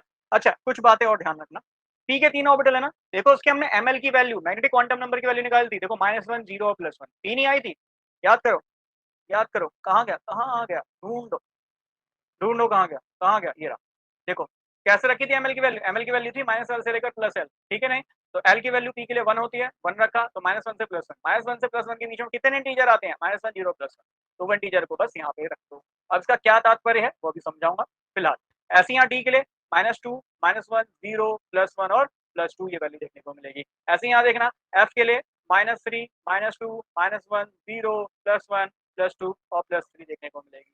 क्लियर है बात? चलिए तो मुझे लगता है आपको इतना तो समझ में आया कि एफ के जो है ऑर्बिटल हम निकाल सकते हैं। अगर मान लो पूछे कि फ्यूचर में एफ के बाद अभी हमारे पास एफ ऑर्बिटल तक ही है, अगर मान लो कहे कि भैया आप में से कोई महान साइंटिस्ट निकला तो उसने और एलिमेंट्स की डिस्कवरी कर ली, अब उसने कोई जी ऑर्बिटल बना दिया, अब मैं बोलूँ जी के कितने ऑर्बिटल बनेंगे, तो आप क्या कहोगे जी के लिए एल की वैल्यू 4 होती है ना, जी के लिए एल की वैल्यू कितनी होती है 4 होती है। अरे भाई ये देखो एफ के लिए 3 है, जी के लिए 4 है, 4 होती है, तो 4 फॉर्मूला क्या है 2l प्लस 1 है, तो रख दो 2 इंटू 4 प्लस 1, 4 2 जा 8 और 9। अगर मैं बोलूँ यहाँ पे नंबर ऑफ, ये तो सेल आ गया, नंबर ऑफ इलेक्ट्रॉन कितने होंगे, तो बस दुगना कर देना होता है 2 टाइम्स, तो कितना आ जाएगा 2 इंटू 9, दैट मीन्स कितना 18 इलेक्ट्रॉन, 18 इलेक्ट्रॉन आ जाएंगे। बहुत सरल बात है। ऐसे ही मैं बोलूँ फ्यूचर में कोई एच ऑर्बिटल आएगा, आई ऑर्बिटल आएगा, जे ऑर्बिटल आएगा, के ऑर्बिटल आएगा, बता दो, सबके लिए बता दो, क्लियर है। तो एच और आई मुझे कमेंट में लिख के बताएं, ठीक है, एच और आई आप मुझे कमेंट में लिख के बताएंगे। फिलहाल इसका स्क्रीनशॉट ले लीजिएगा, मैं इरेज ऑल द इंक कर देता हूँ, इस वाली स्लाइड में भी इरेज ऑल द इंक कर देता हूँ। Why erase all the ink, क्योंकि अब मैं पढ़ाता हूँ आगे अगला concept, shape of the atomic orbital. ठीक है, एटॉमिक ऑर्बिटल की क्या शेप होती है। अच्छा, क्या ये क्वेश्चन देखना चाहेंगे, हाँ देखना चाहेंगे, बट मैं इस क्वेश्चन को कराने से पहले आपको कुछ कंसेप्ट और पढ़ाना चाहता हूँ, ध्यान से सुन लेना कंसेप्ट को, ठीक है। ये जो कंसेप्ट है ना, ये एनसीईआरटी में नहीं है गिवन, ठीक, बेसिक एनसीईआरटी में है, बट ये कंसेप्ट, ये वाला कंसेप्ट मेंशन नहीं है, ये मैं एक पीटर स्काइस किताब आती है उसमें से ये कंसेप्ट लेके चल रहा हूँ। क्या कंसेप्ट है जरा समझिए, ये एनर्जी का बढ़ता हुआ क्रम है, ENERGY, ऊर्जा जो दुनिया को चला रही है वो ऊर्जा ही, ठीक है, एनर्जी। मान लो देखो कैसे है, ये न्यूक्लियस है ना, न्यूक्लियस के पास ये फर्स्ट सेल होती है, ये सेकंड सेल होती है, ये थर्ड सेल होती है एंड सो ऑन। आप कहानी जानते हैं, ये न्यूक्लियस है, न्यूक्लियस, न्यूक्लियस में क्या क्या होता है, प्रोटॉन होता है, न्यूट्रॉन होता है, चारों ओर क्या चक्कर लगा रहा है, इलेक्ट्रॉन चारों ओर चक्कर लगा रहा है, क्लियर है बात। अब कुछ बातें और समझनी है, क्या समझनी है कि देखो यहाँ पे भी मान लो ये न्यूक्लियस है, ये न्यूक्लियस है, न्यूक्लियस, जैसे जैसे न्यूक्लियस से दूर जाओगे एनर्जी बढ़ेगी, सिंपल सी बात है, क्लियर। तो देखो ऊर्जा का बढ़ता हुआ क्रम है, ये एनर्जी का इंक्रीजिंग ऑर्डर है, देखो ऊपर को एरो बना रहा हूँ, दैट मींस ऊपर को एनर्जी बढ़ रही है, इतनी बात आप सभी के समझ में आ रही है, ये एनर्जी ऊपर को बढ़ रही है, क्लियर। ये न्यूक्लियस है, न्यूक्लियस के बाद ये फर्स्ट सेल आ गई, तो देखो ऐसे डॉटेड बना रहा हूँ, डॉटेड का मतलब ये फर्स्ट सेल होगी n बराबर 1, ऐसे यहाँ सेकंड सेल होगी, ऐसे यहाँ थर्ड सेल होगी, और ऐसे यहाँ फोर्थ सेल होगी। समझना बात को, कंसेप्ट को समझना, ठीक है। ये न्यूक्लियस है, ये डैश का मतलब क्या है, ये डैश का मतलब यही है, ये फर्स्ट सेल है, ये सेकंड सेल है, इसके बीच में जो खाली जगह है इसको हम नोडल प्लेन कहते हैं, ये भी पढ़ाऊंगा। तो n बराबर 1 और 2 के बीच में स्पेस है, तो वो स्पेस को मैंने डैश से दिखा दिया, क्लियर। अच्छा, अब जरा बहुत बड़ी क्वेश्चन याद करना, हमने पढ़ा था 2n², अगर इलेक्ट्रॉन की फिलिंग करनी होती है तो एक सेल में आप कितने इलेक्ट्रॉन भरते हैं, 2n² इलेक्ट्रॉन भरते हैं। अगर n की वैल्यू 1 है तो आप जानते हैं इसमें 2n² मतलब 2 इलेक्ट्रॉन आ जाएंगे, इसमें 2 का स्क्वायर 4 2 जा 8 इलेक्ट्रॉन आ जाएंगे, इसमें 18 इलेक्ट्रॉन आ जाएंगे, और इसमें कितने आ जाएंगे 32 इलेक्ट्रॉन आ जाएंगे, क्लियर। अगर आप n की वैल्यू 1 रखते हो तो n की वैल्यू 1 रखने पर आपको पता है फर्स्ट सेल में कितने इलेक्ट्रॉन भरने हैं, 2।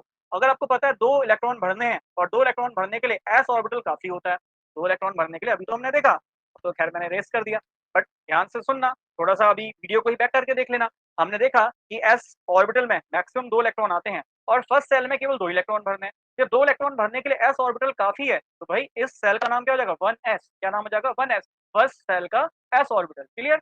अब मैं पूछूं क्या फर्स्ट सेल का p ऑर्बिटल होना चाहिए, फर्स्ट सेल का d ऑर्बिटल होना चाहिए, फर्स्ट सेल का f ऑर्बिटल होना चाहिए, या कोई और ऑर्बिटल होना चाहिए, तो आप कहेंगे सर नो नो नो, क्यों, क्योंकि फर्स्ट सेल में आपको 2 इलेक्ट्रॉन भरने हैं, फर्स्ट सेल में केवल 2 इलेक्ट्रॉन भरने हैं, 2 इलेक्ट्रॉन भरने के लिए s ऑर्बिटल काफी है, तो मुझे यहाँ पे p d f इनकी जरूरत है, तो बता दो, क्लियर। तो s फर्स्ट सेल में कितने इलेक्ट्रॉन भरने हैं, 2 भरने हैं। सेकंड सेल में आ जाओ, इलेक्ट्रॉन भरने हैं, 8 इलेक्ट्रॉन भरने के लिए आपको s ऑर्बिटल और p ऑर्बिटल, क्यों, क्योंकि s ऑर्बिटल में आप 2 इलेक्ट्रॉन भरते हो, p में 6 इलेक्ट्रॉन भरते हो, 6 और 2 8, तो भैया 8 इलेक्ट्रॉन भरने के लिए s और p की जरूरत पड़ती है, इसलिए सेकंड सेल का d और सेकंड सेल का f या कोई भी ऑर्बिटल नहीं होता है। आपको समझ में आ गया होगा वाई, क्लियर है। क्वेश्चन आता है कि भैया बताओ सेकंड सेल का जो है d ऑर्बिटल क्यों नहीं होता, तो आप कहोगे सेकंड सेल में केवल 8 इलेक्ट्रॉन बनने के लिए s और p ऑर्बिटल सफिशिएंट है, तो d की जरूरत मुझे यहाँ नहीं है, सेकंड सेल का d ऑर्बिटल नहीं होता है, क्लियर। थर्ड सेल में आया, थर्ड सेल में 18 इलेक्ट्रॉन भरने हैं, 18 इलेक्ट्रॉन भरने के लिए 3 का sp, 3 का pb और 3 का डी भी होगा क्या, क्योंकि डी में 5, डी में 6, एस में 2, 10 6 2 टोटल हो गया 18, तो थर्ड सेल में 18 इलेक्ट्रॉन भरने हैं, 18 इलेक्ट्रॉन भरने के लिए एस 3 का एस, 3 का पी, 3 का डी चाहिए, एफ की जरूरत है। ऐसे फोर्थ सेल में आ जाओ, देखो ये हो गया 4s, ये हो गया 4p, ये हो गया 4d, ठीक है, और एफ चाहिए होगा, 4f चाहिए होगा, वाई वी नीड 4f, तो भाई आप कहोगे 32 इलेक्ट्रॉन हैं, 14 10 24 6 13 और 2 30, 32 इलेक्ट्रॉन भरने के लिए मुझे यहाँ एफ ऑर्बिटल की जरूरत पड़ेगी।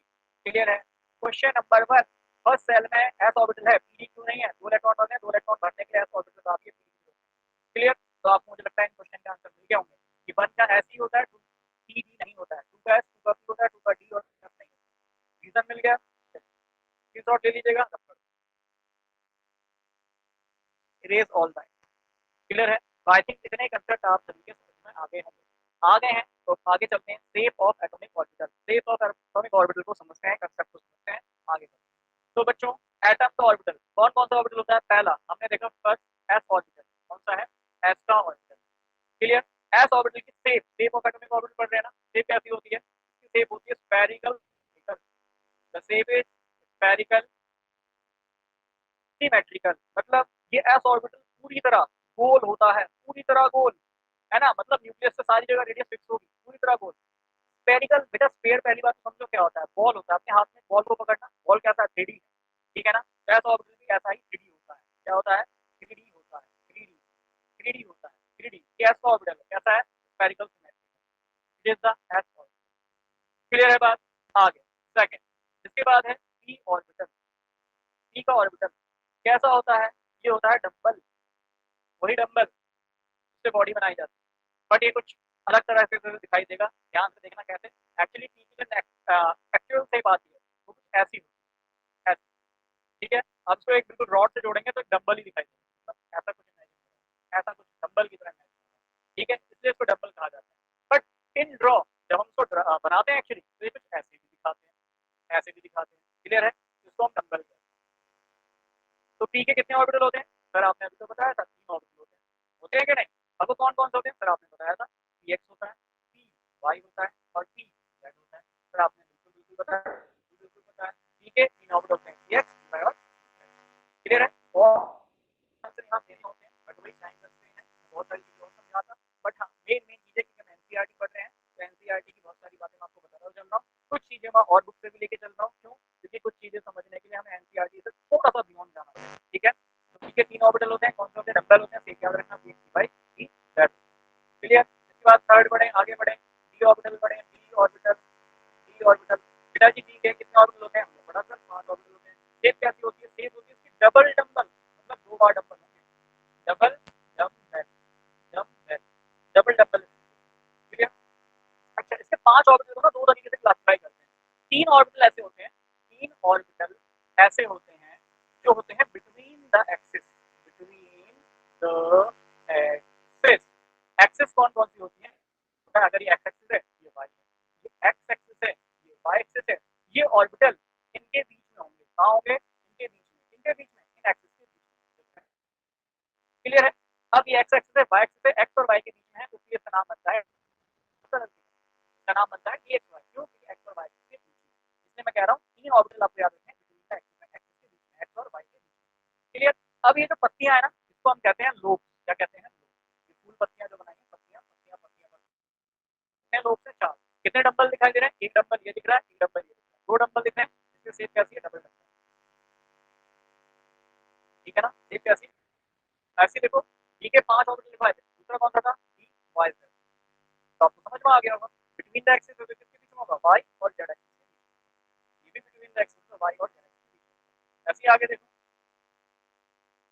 ये देखो फूल पत्तियां, ठीक है, ये है जेड, ये है एक्स, इसका नाम हो जाएगा डी जेड। क्लियर। इसके बाद जो बचे हुए 2 ऑर्बिटल हैं, 2 ऑर्बिटल हैं, वो कहाँ है? वो है ऑन द एक्सिस। भाई जो 3 बिटवीन है, वो कहाँ होंगे? ऑन द एक्सिस होंगे। ये बात आपको ध्यान रखना है। वो कौन कौन से हैं? तो आपको ध्यान में रखना है, एक जो ऑर्बिटल है ऑन द एक्सिस वाला, उसका नाम भी याद रखना, और जो दूसरा है उसका नाम भी याद रखना। एक ये एक्स और ये वाई, उसका नाम हो जाता है D X square minus Y square. और जो दूसरा ऑर्बिटल है ऑन द एक्सिस पे, देखो एक्स और वाई एक्सिस पे, X square minus Y square. Clear. इसलिए मैं, और जो बचा हुआ ऑर्बिटल है, जो बच गया, ये जेड एक्सिस पे, इसका नाम होता है डी जेड स्क्वायर। क्या नाम होता है? D Z square. और ये वाली इसकी एक्स एक्सिस होती है, ये वाली इसकी वाई। और आप जानते हैं एक्स वाई जेड तीनों ही एक्सिस एक दूसरे के क्या होती हैं? सब सब एक दूसरे क्या होती हैं? परपेंडिकुलर होती हैं, ऑल आर परपेंडिकुलर। क्लियर है बात? तो ये जेड एक्सिस पे इसका नाम हो जाएगा D Z square. I think इतनी बात आप सभी को क्लियर हो रही है। तो ठीक है, 5 ऑर्बिटल है, 3 between the axis, 2 on the axis. 5 orbital कौन से हैं? dx by dy है, 3 है between the axis, dx by y square dx by y on the axis. Clear? इसके बाद नेक्स्ट अगला ऑर्बिटल जो आएगा ये है f ऑर्बिटल। कौन सा है? f orbital. f ऑर्बिटल की शेप ट्रिपल डंबल होती है, ट्रिपल डंबल। ठीक है, बुक में दी नहीं है, बस आपको बता रहा हूँ कि ये ट्रिपल डंबल होती है। काफी लोग इसे कहते हैं नॉट डिफाइंड, डिफाइंड नहीं हो पाती है होती है, और काफी लोग इसे रोसेट से भी कहते हैं। ठीक है, एक ही बात है, ध्यान रखिए। ठीक, तो एफ ऑर्बिटल तक हमने इतनी बात समझ ली। आगे बढ़े। अच्छा, तो सारा कंसेप्ट मुझे लगता है यहाँ समझाने के लिए जगह छोड़ दी, कोई बात नहीं, हमने सारा कंसेप्ट समझ ही लिया, अब जगह भी छोड़िए, कोई दिक्कत नहीं। ठीक है, चलिए अगला जो कंसेप्ट पढ़ेंगे वो पढ़ेंगे नोडल सर्किल। क्या होता है नोडल सर्किल? देखो, पहले मैं ऑर्बिटल में समझाता हूँ। मान लो आपने पी ऑर्बिटल बनाया, ये देखो पी ऑर्बिटल बनाया। अब पी ऑर्बिटल का ये सेंटर देखो, ये सेंटर देखो, यहाँ कोई भी लोब नहीं है बेटा जी, मैंने बताया था ये जो पत्तियां हैं इसको हम कहते हैं लोब। यहाँ सेंटर पे आते ही लोब जीरो हो जाता है, दैट मीन्स यहाँ ऑर्बिटल है ही नहीं। जब यहाँ पी ऑर्बिटल है ही नहीं तो यहाँ पे इलेक्ट्रॉन भी नहीं पाया जाएगा। क्लियर? तो नोडल ऐसी जगह होती है जहाँ पे प्रोबेबिलिटी ऑफ फाइंडिंग इलेक्ट्रॉन कितनी आती है? Zero. Probability of finding the electron is zero. ये कह सकता हूँ ना कि ऑर्बिटल का जस्ट उल्टा हो गया। भाई ऑर्बिटल सरफेस क्या हो गया? ऑर्बिटल का उल्टा हो गया। ऑर्बिटल में इलेक्ट्रॉन पाया जाता था, यहाँ इलेक्ट्रॉन नहीं पाया जाता। Probability of finding the electron is कितना? शून्य। कितना? शून्य, जीरो। क्लियर? तो लोब ऐसी जगह है, लोब के सेंटर ऐसी जगह है, नोडल सरफेस ऐसी जगह है जहाँ पे इलेक्ट्रॉन की पाए जाने की प्रायिकता कितनी है? इलेक्ट्रॉन की पाए जाने की प्रायिकता कितनी है? Is zero. कितना है? बराबर जीरो है, शून्य। ठीक है, अब नोड दो तरीके से निकाले जाते हैं। एक निकाला जाता है एंगुलर नोड।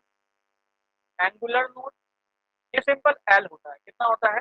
एल होता है। एंगुलर नोड कितना होता है? एल होता है। बहुत सरल चीज। क्लियर है? Angular node is L. Just for example मैं कहूं एस ऑर्बिटल के लिए कितने एंगुलर नोड है? एंगुलर नोड बताइए। तो आप कहोगे सर एस के लिए एल की वैल्यू जीरो है, तो कितना एंगुलर नोड आ जाएगा? एंगुलर नोड ए एन लिख देता हूं तो कितना आ जाएगा? एस के लिए जीरो आ जाएगा। टी के लिए बताओ, तो आप ये तो बता ही देंगे, मुझे लगता नहीं कुछ समझ। टी के लिए एल की वैल्यू वन, तो एंगुलर नोड कितना आ गया? एक एंगुलर नोड। कैसे होगा? एस का ऑर्बिटल कैसा होता है? स्फेरिकल होता है। पड़ा है इसमें कोई भी ऐसी जगह नहीं दिख रही भाई, ऑर्बिटल के अंदर जो खाली जगह बच रही नहीं, पूरा का पूरा स्पेस दिखा पड़ा है। तो एस ऑर्बिटल के अंदर कोई भी एंगुलर नोड। पी ऑर्बिटल में कितना एंगुलर नोड है? एक एंगुलर नोड है। देखो कोई ये वाला नोड कैसा है? इसका एंगुलर नोड है, खाली जगह। क्लियर? ऐसी डी ऑर्बिटल पे आ जाओ। डी ऑर्बिटल के लिए एल की वैल्यू 2 है, तो एंगुलर नोड भी कितने आ गए? 2 आ गए। एंगुलर नोड क्या है? सिंपल है एल। एंगुलर नोड क्या है? एल। क्लियर? डी में कैसे दिख रहे हैं? तो डी का एक ऑर्बिटल लेके दिखता हूँ, ये वाला। ये कौन सा है? मान लो एक्स एक्सिस है, वाई एक्सिस है, उसका नाम हो जाएगा डी। अब उसमें कितने एंगुलर नोड दिखाई दे रहे हैं? देखो एक नोड ये दिखाई दे रहा है जहाँ पे जीरो, एक नोड ये दिखाई दे रहा है ना, एक्सिस पे नोड दिखाई दे रहे हैं। कितने एंगुलर नोड दिखाई दे रहे हैं? दो। ठीक है, तो आई थिंक आपको क्लियर हुआ होगा कंसेप्ट एंगुलर नोड। तो अब पढ़ते हैं रेडियल नोड्स। ठीक है, तो रेडियल नोड्स भी जान लेते हैं। तो बच्चों एक होता है एंगुलर नोड, एक होता है रेडियल नोड। रेडियल नोड के लिए फॉर्मूला होता है N minus L minus one. Clear है? रेडियल नोड के लिए फॉर्मूला एल माइनस वन होता है। ठीक है, डायरेक्ट उस पर क्वेश्चन पूछे जाते हैं। यदि आपके पास वन एस ऑर्बिटल है, ठीक है, वन एस ही मान लीजिए, आपको पता है वन, इसका एन बराबर कितना हो गया? वन। हमने सीखा है। एस के लिए बताओ एल की वैल्यू कितनी होती है? तो आप जानते हैं एस के लिए एल की वैल्यू जीरो होती है, अभी जस्ट सीखा। ठीक है, तो इसमें रेडियल नोड कितने होंगे? तो आप कहोगे एन माइनस एल की वैल्यू जीरो है, वन रख दीजिए, जीरो रख दीजिए और माइनस वन रख दीजिए, तो वन में से वन गया, कितना आ गया? जीरो। तो रेडियल नोड कितने आ गए? Zero. That means S orbital के पास कोई भी रेडियल नोड नहीं होता है। क्या होता है रेडियल नोड? समझते हैं जरा। देखो अगर मैं आपसे कहूँ टू एस ऑर्बिटल, ठीक है, चलो एन की वैल्यू बताओ, तो आप कहोगे सर ये जो पहले लिखा रहता है ये एन ही होता है, प्रिंसिपल क्वांटम नंबर याद है, घर, घर की संख्या, घर कौन सा नंबर है। ठीक, और एस के लिए एल की वैल्यू कितनी होती है? जीरो होती है। रेडियल नोड कितने बनेंगे? आप जानते हैं N minus L minus one बनेगा, तो ये बनेगा two minus zero minus one, तो कितना आया? एक। एक रेडियल नोड है। इसका मतलब क्या है? आप जानते हैं ये न्यूक्लियस है, आप जानते हैं फर्स्ट सेल। क्लियर है? और ये सेकंड सेल है। क्लियर है? फर्स्ट सेल होगा तो उसमें one S orbital, second shell होगा इसमें टू एस ऑर्बिटल, और ये खाली जगह, ये खाली जगह, ये खाली जगह, खाली जगह बोलो, खाली जगह, ये क्या है? ये खाली जगह ही क्या है? नोडल प्लेन है। नोडल प्लेन है मतलब वन एस और टू एस के बीच में जो खाली जगह बचती है उसी को नोडल प्लेन कहते हैं। नोडल प्लेन मतलब वो जगह जहां पे इलेक्ट्रॉन की पाए जाने की प्रोबेबिलिटी जीरो होती है या मिनिमम होती है। क्लियर? तो एक खाली जगह, यहाँ कोई इलेक्ट्रॉन नहीं पाया जाएगा। तो टू एस के बीच में आप जानते हैं वन एस के बीच में खाली जगह होगी, इसीलिए टू एस के बीच में एक आप देख रहे हैं क्या है? रेडियल नोड यहाँ पे मौजूद। क्लियर है?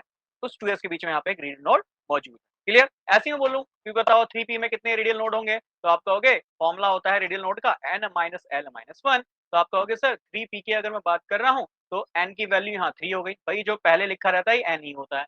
p के लिए जल्दी से बोलो l की वैल्यू 1 होती है, पढ़ा था ना, जल्दी से बोलो क्या पढ़ा था, l की वैल्यू 0 1 2 3 4, 0 है तो ये s 1 होगा, तो p 2 होगा, तो d 3 होगा, तो f, ठीक है ना, इस तरीके से वैल्यू आगे चलेंगे। तो हमने देखा p के लिए l की वैल्यू 1 है, फॉर्मूले में रख देता हूँ, तो 3 माइनस 1 माइनस 1 तो कितना बना, 3 में से 1 गया, माइनस 1 गया, मतलब 1 ही बचा, तो 3p में कितना आएगा, केवल एक जो है रेडियल नोड आएगा। क्लियर है? अब ऐसे ही हम निकालते हैं total number of node, total number of node, और टोटल नंबर ऑफ नोड्स क्या होता है, NODS, ठीक है। टोटल नंबर ऑफ नोड्स क्या होता है, तो सर आप कहोगे जितने एंगुलर नोड होंगे सभी को जोड़ दो, एंगुलर प्लस रेडियल नोड को जोड़ दो, जितने एंगुलर नोड होंगे सभी को जोड़ो प्लस रेडियल नोड को जोड़ दो। एंगुलर नोड कितना था, L था, रेडियल नोड कितना है, N माइनस L माइनस 1 है, दोनों को जोड़ दो तो आपको पता है L से L कट जाएगा, कितना आया, N माइनस 1 आया। क्लियर है? तो ये फंडा ध्यान में रखना है, total node number of node पूछा गया है तो टोटल नंबर ऑफ नोड भी आपको निकाल लेना है। ठीक है, चलिए आगे जगह है, अच्छा आगे जगह नहीं क्योंकि आगे मैं आपको एनर्जी ऑफ द ऑर्बिटल पढ़ाऊंगा। खैर एनर्जी ऑफ द ऑर्बिटल मैं आपको पढ़ा चुका हूँ, ठीक है ना। खैर मेन बात हम जान चुके हैं कि जो टोटल नंबर ऑफ नोड है वो कितना है, एन माइनस एल माइनस, जो टोटल नंबर ऑफ नोड है वो है L plus N minus L minus 1 है, दैट मींस एन माइनस 1 हमारे टोटल नंबर ऑफ नोड है। क्लियर है? एक बार जल्दी से लिख देता हूँ, हमने सबसे पहले क्या पढ़ा, हमने पढ़ा एंगुलर नोड, ठीक है, हमने पढ़ा एंगुलर नोड, एंगुलर नोड कितने होते हैं, एल होते हैं। हमने पढ़ा इसके बाद क्या, रेडियल नोड्स, क्या पढ़ा, रेडियल नोड्स कितना होता है, एन माइनस एल माइनस 1 होता है। क्लियर? हमने पढ़ा टोटल नोड्स, हमने पढ़ा टोटल नोड्स, टोटल नोड कितना होता है, तो आप कहोगे एंगुलर नोड्स, ठीक है जी, angular nodes plus radial nodes, ठीक है, रेडियल नोड्स, ठीक है। तो एंगुलर नोड कितने हैं, आप कहेंगे एल है, रेडियल नोड कितने हैं, एन माइनस एल माइनस 1 है, तो टोटल नोड कितने बन जाएंगे, एन माइनस 1 बन जाएंगे। क्लियर है? मैं बोलूं भाई बताओ 1s के लिए कितने नोड बनेंगे, तो आप कहोगे n की वैल्यू 1 है, s के लिए l की वैल्यू, यहाँ l की तो l की जरूरत है ही भी नहीं हमें, है ना, तो यहाँ पे n की वैल्यू 1 है, तो 1 में से 1 गया कितना, 0। तो ध्यान में रखना s ऑर्बिटल के लिए कोई भी नोड नहीं होता है, क्यों, क्योंकि वो न्यूक्लियस के डायरेक्ट कॉन्टेक्ट में होता है, सिंपल सी बात। क्लियर है? तो आई थिंक आप angular node, radial node, total node निकाल सकते हैं, क्वेश्चन पूछे जाते हैं, इसलिए मैंने आपको ये टर्म पढ़ाई है। ठीक है, आगे आगे है डीजेनरेट ऑर्बिटल। वैसे कंसेप्ट एनर्जी ऑफ ऑर्बिटल है जो कि मैं आपको पढ़ा चुका हूं, याद है कि भाई ये न्यूक्लियस है, ये फर्स्ट 1s, न्यूक्लियस के क्लोज होता है एनर्जी कम, हमने देखा था एनर्जी का बढ़ता हुआ क्रम थोड़ी देर पहले ही पढ़ा। ठीक है, एनर्जी का बढ़ता हुआ क्रम है, तो जैसे जैसे दूर जाऊंगा आपको पता है एनर्जी बढ़ती हुई चलेगी, बढ़ती हुई चलेगी, बढ़ती हुई चलेगी, कंसेप्ट पढ़ाया था, वही एनर्जी ऑफ ऑर्बिटल यहाँ पे दिया है। ठीक है, बट इसके बाद एक कंसेप्ट दिया है degenerate orbital. What are the degenerate orbital? Degenerate का मतलब क्या होता है, पहले तो ये समझो।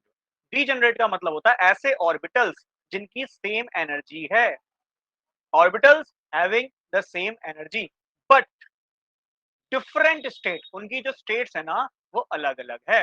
डिफरेंट क्या है, उनकी स्टेट्स है, तो उसको हम कहते हैं degenerate orbital. Degenerate orbital are those which having the same energy but उनकी डिफरेंट स्टेट है। कैसे, फॉर एग्जांपल जरा समझिए, आपके पास मैं कहूं 2p का ऑर्बिटल है, 2p, तो आप जानते हैं 2p के 3 ऑर्बिटल होते हैं भाई, p के 3 ऑर्बिटल होते हैं, अभी थोड़ी देर पहले ही पढ़ा है, px, py और pz। देखो p के 3 ऑर्बिटल हैं और तीनों ही सेकंड सेल के हैं, तीनों ही सेकंड सेल के हैं, मतलब तीनों की एनर्जी बराबर है। पहली बात हमें समझ में आया, p के 3 ऑर्बिटल होते हैं, बिल्कुल होते हैं, थोड़ी देर पहले सर आपने पढ़ा था और पढ़ाया था कि p के 3 ऑर्बिटल हैं, px है, py है, pz है।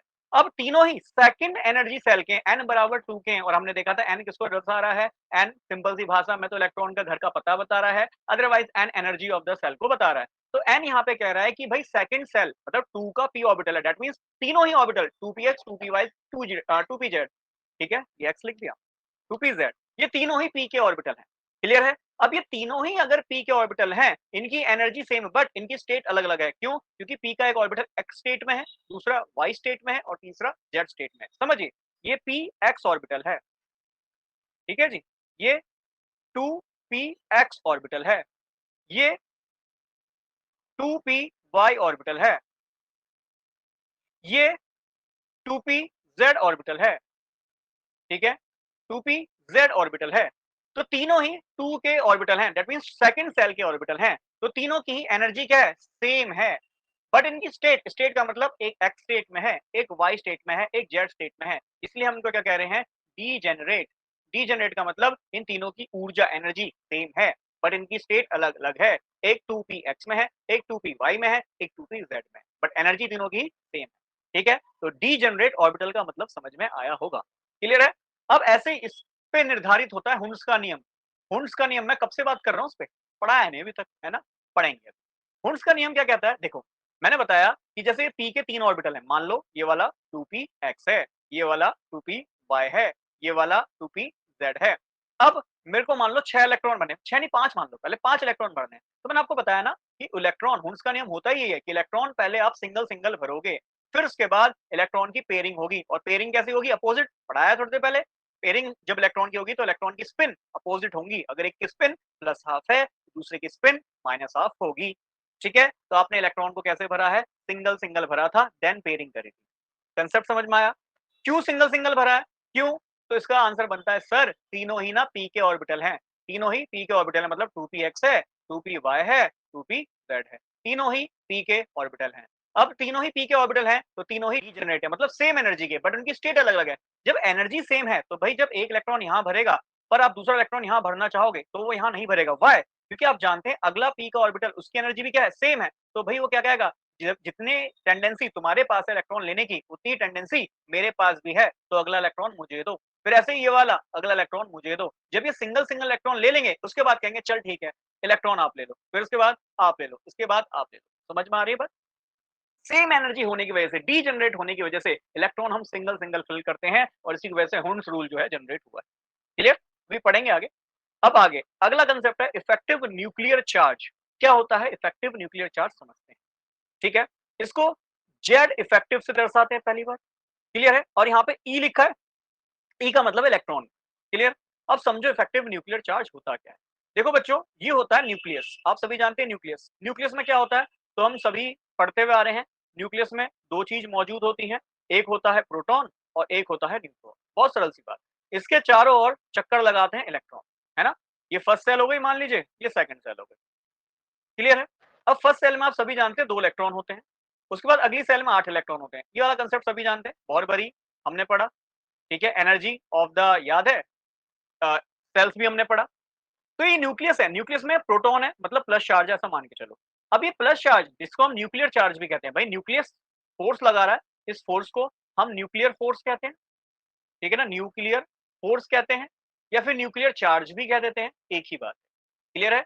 ये चार्ज क्या होता है, भाई ये प्लस चार्ज है, न्यूक्लियस में जो प्रोटॉन जिसपे प्लस चार्ज है, वो बाहर वाले इलेक्ट्रॉन जिन पे माइनस चार्ज है उनको अपनी ओर अट्रैक्ट कर रहा होता है, क्लियर है। अब समझो, ये फर्स्ट सेल के इलेक्ट्रॉन घूम रहे होते हैं, फर्स्ट सेल के इलेक्ट्रॉन घूम रहे होते हैं, पता है इलेक्ट्रॉन बहुत फास्ट फास्ट, देखो ऐसे, ये देखो कर्सर को देखो कितनी फास्ट फास्ट घूम रहा है, इससे बहुत ज्यादा फास्ट ये इलेक्ट्रॉन ऐसे घूम रहे होते हैं, ऐसे घूम रहे होते हैं, ठीक है। जब ये इतनी फास्ट इलेक्ट्रॉन न्यूक्लियस के चारों ओर घूम रहे होते हैं, होता क्या है कि भाई ये जो न्यूक्लियर चार्ज है ना, इतना इफेक्टिवली बाहर नहीं जा पाता है, मतलब बाहर वाले इलेक्ट्रॉन को इतना इफेक्टिवली अपनी ओर नहीं खींच पाएगा। इसको एक एग्जाम्पल के तौर पर समझ सकते हो। देखो, गर्मी है तो ऑब्वियस बात है घर में पंखा चल रहा है, देखो पंखा अपनी फुल स्पीड में स्विंग कर रहा हो, ठीक है, फुल स्पीड में घूम रहा हो, तो आपको 3 पंखुड़ियां, बहुत सारी पंखुड़ियां दिखाई देती हैं, जरा पंखे की तरफ एक बार देखिए, वो 3 पंखुड़ियां, बहुत सारी पंखुड़ियां आपको नजर आएंगी साफ साफ, क्लियर है। अब आपकी बॉडी ना, मान लो बॉडी, आपकी बॉडी एक न्यूक्लियस है, आपका हाथ जो हैंड है ये एक न्यूक्लियर फोर्स है। अब मान के चलो आप न्यूक्लियस हैं, जो पंखा घूम रहा है ये फर्स्ट सेल है, जैसे फर्स्ट सेल के 2 इलेक्ट्रॉन है, ये देखो 2 इलेक्ट्रॉन है, घूम रहे घूम रहे घूम रहे घूम रहे, ऐसे ही जो आपका पंखा है वो घूम रहा है, क्लियर। अब मान के चलो आपका हाथ, आपकी बॉडी न्यूक्लियस है, आपका हाथ न्यूक्लियर फोर्स है, मान लो जो पंखा घूम रहा है फर्स्ट सेल है, और जो दीवार है मान लो उसमें सेकंड सेल है, उसका इलेक्ट्रॉन है, ठीक है। आपका हाथ न्यूक्लियर फोर्स है, तो फोर्स क्या करेगा, भाई दीवार के उस चिपके हुए इलेक्ट्रॉन को खींचेगा, तो जैसे ही आपका हाथ भाई पंखे को पार करके दीवार की ओर जाएगा, तो समझो पंखा उस हाथ को जाने से रोकेगा। वाई, क्यों, क्योंकि ये अंदर वाले जो इलेक्ट्रॉन है ना, ये स्क्रीन बना लेंगे, क्या बना लेंगे, स्क्रीन, इसीलिए हम इसको स्क्रीनिंग इफेक्ट कहते हैं, पर्दा बना लेंगे। मैंने बताया ना 3 पंखुड़ियां हैं, इतनी तेज घूम रही है कि हमें लग रहा है बहुत सारी पंखुड़ियां हैं, तो एक स्क्रीन बन गई, पर्दा बन गया, इसलिए हम इसको स्क्रीनिंग इफेक्ट कहते हैं, या फिर सील्डिंग इफेक्ट कहते हैं। समझ में आ रही है बात। तो हमारे हाथ जो है डायरेक्ट दीवार पर टच नहीं हो पाएगा, क्यों, क्योंकि घूमते हुए पंखे में हमारा हाथ नहीं जा पाएगा, दैट मीन स्क्रीनिंग होगी, ठीक है, इसलिए इसको स्क्रीनिंग इफेक्ट या फिर सील्डिंग इफेक्ट भी बोला जाता है। स्क्रीनिंग इफेक्ट या फिर शील्डिंग इफेक्ट भी बोला जाता है। शील्डिंग का मतलब क्या है, स्क्रीनिंग का मतलब क्या है कि जो अंदर वाले इलेक्ट्रॉन है वो न्यूक्लियर चार्ज को बाहर तक नहीं जाने देते हैं, ठीक है। इसलिए जो नेट चार्ज आता है, जो बचा हुआ चार्ज आता है, उसको हम कहते हैं इफेक्टिव न्यूक्लियर चार्ज या फिर जेड इफेक्टिव, ठीक है। तो जेड इफेक्टिव बराबर कितना होता है, जेड इफेक्टिव बराबर होता है Z minus sigma. Z effective क्या है ये तो मैंने बता ही दिया, ये होता है effective nuclear charge, effective nuclear charge. Clear है, मतलब अंदर से जो न्यूक्लियर चार्ज है वो कितना पहुंच पाएगा इस बाहर वाले इलेक्ट्रॉन तक, है ना। इस बाहर वाले इलेक्ट्रॉन तक वो न्यूक्लियर चार्ज कितना पहुंच पाएगा, क्यों, क्योंकि अंदर वाले इलेक्ट्रॉन इतनी तेज घूम रहे हैं कि वो न्यूक्लियर चार्ज को बाहर जाने से रोक रहे हैं, पर्दा बना दे रहे हैं। क्लियर है, अब जितने ज्यादा अंदर इलेक्ट्रॉन मौजूद होंगे उतना ज्यादा पर्दा इफेक्ट होगा, उतना ज्यादा स्क्रीनिंग इफेक्ट होगा, उतने कम इलेक्ट्रॉन बाहर न्यूक्लियर चार्ज लगा पाएंगे। क्लियर है, ये होता है जेड। जेड यहाँ पे क्या है, जिसको हम जानते हैं एटॉमिक नंबर। भाई जेड सबसे पढ़ते बार एटॉमिक नंबर है, किसी भी एलिमेंट को अगर एक्स लिखते हैं, नीचे उसका एटॉमिक नंबर जेड लिखते हैं, ऊपर उसका मास नंबर ए लिखते हैं, सबसे पढ़ा रहा हूँ, ठीक है। और सिग्मा क्या है, सिग्मा होता है यहाँ पे screening constant, sigma is the screening constant, तो ऐसे निकाला जाता है। अब ये स्क्रीनिंग कांस्टेंट कैसे कैलकुलेट करते हैं, तो बेटा जी ये तो एनसीईआरटी में नहीं दिया है ना, हम एज द एनसीईआरटी पढ़ रहे हैं। बट हाँ, अगर आप जानना चाहते हैं स्क्रीनिंग कांस्टेंट क्या है, तो फिर मैं वही कहूंगा, हमारे जो है ऑनलाइन कोर्सेज में ये सब आपको पढ़ाया जाएगा। देखो पढ़ा यहाँ भी दूं, पर वही है, इतने लेंथी वीडियोस है, मुझे पता है आप ही देखना इसको पसंद नहीं करेंगे, बहुत ज्यादा अगर लेंथी हो जाता है, ठीक है। तो टाइम कंस्ट्रेंट भी है, ठीक, तो डे बाय डे इसको पढ़ना है, हमारे साथ सीखना है, ठीक है ना, जेई लेवल तक, नीट लेवल तक, या उससे और भी आगे पढ़ना है, तो प्लीज आइएगा ऑनलाइन कोर्सेज को ज्वाइन जरूर कीजिएगा, ठीक है। तो ये है हमारा इफेक्टिव न्यूक्लियर चार्ज, जो कितना होता है atomic number minus sigma, sigma क्या है screening constant. Clear, screening constant का मतलब ये इलेक्ट्रॉन कितना स्क्रीन कर पा रहा है। क्लियर, आगे बढ़ते हैं, ठीक है। चलो, कह रहा है among the following pair of orbital. अच्छा, मैं कुछ कंसेप्ट और पढ़ा दूं उन क्वेश्चंस के लिए, देखते हैं। देखो, जो जेड इफेक्टिव होता है ना, ये किस पे डिपेंड करेगा, जेड इफेक्टिव डायरेक्टली प्रोपोर्शनल होता है न्यूक्लियर चार्ज, ठीक है। ये कुछ कंसेप्ट है, जो आउटकम है आप याद कर लीजिए, एनसीईआरटी में मेंशन है, ठीक है। जितना ज्यादा जेड इफेक्टिव मतलब जितना ज्यादा न्यूक्लियर चार्ज होगा, ठीक है, उतना ही ज्यादा जेड इफेक्टिव होगा। अच्छा, न्यूक्लियर चार्ज का क्या मतलब है, सिंपल सी बात, भाई न्यूक्लियर चार्ज का मतलब है कि कितने ज्यादा इलेक्ट्रॉन और प्रोटॉन की संख्या है, मतलब जितने ज्यादा इलेक्ट्रॉन और प्रोटॉन होंगे, ऑब्वियस बात है भाई, उतने ही ज्यादा प्रोटॉन इलेक्ट्रॉन को अपनी ओर खींचेगा, उतना ही ज्यादा न्यूक्लियर चार्ज होगा। समझ में आ रही है बात। तो बेसिकली आप पहले क्या चेक करो, इलेक्ट्रॉन और प्रोटॉन की संख्या, अगर ये ज्यादा है तो हम कहेंगे हाँ भाई यहाँ न्यूक्लियर चार्ज ज्यादा होगा, न्यूक्लियर चार्ज ज्यादा होगा तो मैं कहूंगा इफेक्टिव न्यूक्लियर चार्ज भी ज्यादा होगा, बहुत सरल सी बात। फिर न्यूक्लियर चार्ज, जो इफेक्टिव न्यूक्लियर चार्ज है, ये इनवर्सली प्रोपोर्शनल होता है साइज के, ठीक है। साइज का मतलब है, मैं इसको एटम का रेडियस भी कह सकता हूँ, क्या कह सकता हूँ, एटॉमिक रेडियस, ठीक है। और अगले चैप्टर में हम और अच्छे से पढ़ेंगे और डीप में पढ़ेंगे। अब आप ये कहोगे सर हर चीज को आगे शिफ्ट कर रहे हो, बेटा वेट करो, और जब मैं कह रहा हूँ ना आगे पढ़ेंगे तो 100% पढ़ेंगे। क्लियर है, तो अगर एटॉमिक रेडियस इंक्रीज होगा, मतलब एटम का रेडियस बढ़ेगा, तो भाई उसका इफेक्टिव न्यूक्लियर चार्ज कम हो जाएगा। एग्जाम्पल के तौर पर मान लो ये न्यूक्लियस है, ये भाई एटम है, एटम कैसा होता है, गोल होता है, सबसे पढ़ते हुए आ रहे हैं, ठीक है। ये न्यूक्लियस है, एटम गोल है, आप जानते हैं सेंटर से लेकर बाहर तक की दूरी, इसको हम कहेंगे एटम का रेडियस, क्या कहेंगे, एटॉमिक रेडियस, इसे हम कहेंगे एटम का रेडियस, या सिंपली बोलूं तो एटॉमिक रेडियस। क्लियर है, अब जरा समझो, ये एक एटम है, ये एक दूसरा एटम है, ये एक दूसरा एटम है, ठीक है। ये न्यूक्लियस यहां तक की दूरी, इसको रेडियस कह रहे हैं, दैट मींस ये दूसरे एटम का रेडियस है। अब सिंपल सी बात है, दोनों ही एटम में आपको क्या दिख रहा है कि भाई इस वाले का एटॉमिक रेडियस से ज्यादा है ना, इस वाले का एटॉमिक रेडियस से ज्यादा है, ठीक है। अब कुछ बातों को और समझिएगा, क्या कहना चाह रहा हूं, एक मिनट दीजिएगा, ठीक है। अब क्या कहना चाह रहा हूं, ऑब्वियस बात है, अगर इसका एटॉमिक रेडियस ज्यादा है, तो अभी हमने देखा एटॉमिक रेडियस क्या है, इनवर्सली प्रोपोर्शनल है इफेक्टिव न्यूक्लियर चार्ज के, एटॉमिक रेडियस ज्यादा है तो इसका इफेक्टिव न्यूक्लियर चार्ज क्या है, कम है। बहुत सरल सी बात है, आई थिंक ये आपको समझ में भी आ रहा हो। आगे बढ़े, तो क्वेश्चन देखते हैं, एक्सरसाइज का 2.64 और 2.65 दो क्वेश्चन है। कह रहा है among the following pair of orbital which orbital will experience the larger effective nuclear charge. कह रहा है दो ऑर्बिटल हैं और इनमें से बताना है कि लार्जर इफेक्टिव न्यूक्लियर चार्ज किस पे लग रहा होगा। चलिए, पहला है 2s, देन है 3s। तो हमें पता है भाई 2s सेकंड सेल में होगा, तो ये न्यूक्लियस मान लेता हूँ। तो न्यूक्लियस को ना मैं बस प्लस लिख दूंगा, प्लस का मतलब समझ जाना है, न्यूक्लियस है। इसके पास ये फर्स्ट सेल हो गया और ये सेकंड सेल हो गया, ठीक। तो 2s ऑब्वियस बात है सेकंड सेल में होगा, तो n बराबर 1 है, ये n बराबर 2 है, सेकंड सेल है। अब देखो जरा, ये है न्यूक्लियस, ये है फर्स्ट सेल, ये है सेकंड सेल और ये है थर्ड सेल। तो अब आपको समझ में आ रहा है क्या, कि भाई यहाँ पे ये न्यूक्लियस ये n बराबर 1 हो गया, n बराबर 2 हो गया, n बराबर 3 हो गया। तो हम देख रहे हैं यहाँ न्यूक्लियस से लेकर आउटर मोस्ट सेल का जो डिस्टेंस है वो ज्यादा है ना? मतलब एटॉमिक रेडियस किसका? 3s का। भाई ये 3s है और ये 2s है। तो 3s के केस में एटॉमिक रेडियस क्या है? ज्यादा है। भाई देखो न्यूक्लियस से आउटर मोस्ट सेल की दूरी ज्यादा है, इसी को हम एटॉमिक रेडियस कहते हैं। नेक्स्ट चैप्टर में से अच्छे से पढ़ेंगे, बट फिलहाल यहाँ भी समझ में आ रहा है ना कि भाई ये एटम है, एटम के अंदर 2s सेल है, तो न्यूक्लियस से 2s वाले सेल की जो दूरी है वो कम है, एटॉमिक रेडियस कम है। अगर यहाँ पे एटॉमिक रेडियस कम है तो याद है एटॉमिक रेडियस इनवर्सली प्रोपोर्शनल होता है इफेक्टिव न्यूक्लियर चार्ज के, ENC के। एटॉमिक रेडियस यहाँ कम है तो इफेक्टिव न्यूक्लियर चार्ज ज्यादा होगा, सिंपल। इसलिए अब यहाँ पे एटॉमिक रेडियस ज्यादा है तो इफेक्टिव न्यूक्लियर चार्ज ENC क्या हो जाएगा? कम हो जाएगा। यही पूछ रहा है कि 2s 3s में किसका इफेक्टिव न्यूक्लियर चार्ज ज्यादा होगा? तो ऑब्वियस 2s का ज्यादा होगा। वाई? क्योंकि 2s में सेकंड सेल का रेडियस कम है, तो इफेक्टिव न्यूक्लियर चार्ज ज्यादा है। जो पढ़ा है बस को हम लगा रहे हैं क्वेश्चन। आगे 4d एंड 4f, इसमें एक कंसेप्ट और लगेगा, क्या? s p d और f ऑर्बिटल में सबसे ज्यादा जो पेनिट्रेटिंग इफेक्ट होता है, पेनिट्रेटिंग इफेक्ट, पेनिट्रेटिंग का मतलब होता है भेदने की क्षमता। सबसे ज्यादा भेदने की क्षमता, भेदना मतलब ज्यादा क्लोज जाना, ज्यादा डीप में जाना, पेनिट्रेट करना। इसका मतलब न्यूक्लियस के कौन ज्यादा क्लोज जाएगा? तो अगर ये न्यूक्लियस है तो उसके क्लोज, सबसे क्लोज, ध्यान रखना s ऑर्बिटल होगा। s ऑर्बिटल की भेदने की क्षमता सबसे ज्यादा होगी, तो s ऑर्बिटल न्यूक्लियस के सबसे क्लोज होगा। और जो न्यूक्लियस के सबसे क्लोज होगा, तो सिंपल सा कंसेप्ट है, न्यूक्लियस के अगर क्लोज है तो उसका एटॉमिक रेडियस कम होगा, एटॉमिक रेडियस कम होगा तो उसका न्यूक्लियर साइज ज्यादा होगा। क्लियर है? तो चलो मैं इसको ऑर्डरली लिख दूं तरीके से, देखो तरीके से लिख देता हूं ताकि आपको कंसेप्ट बिल्कुल अच्छे से क्रिएट हो।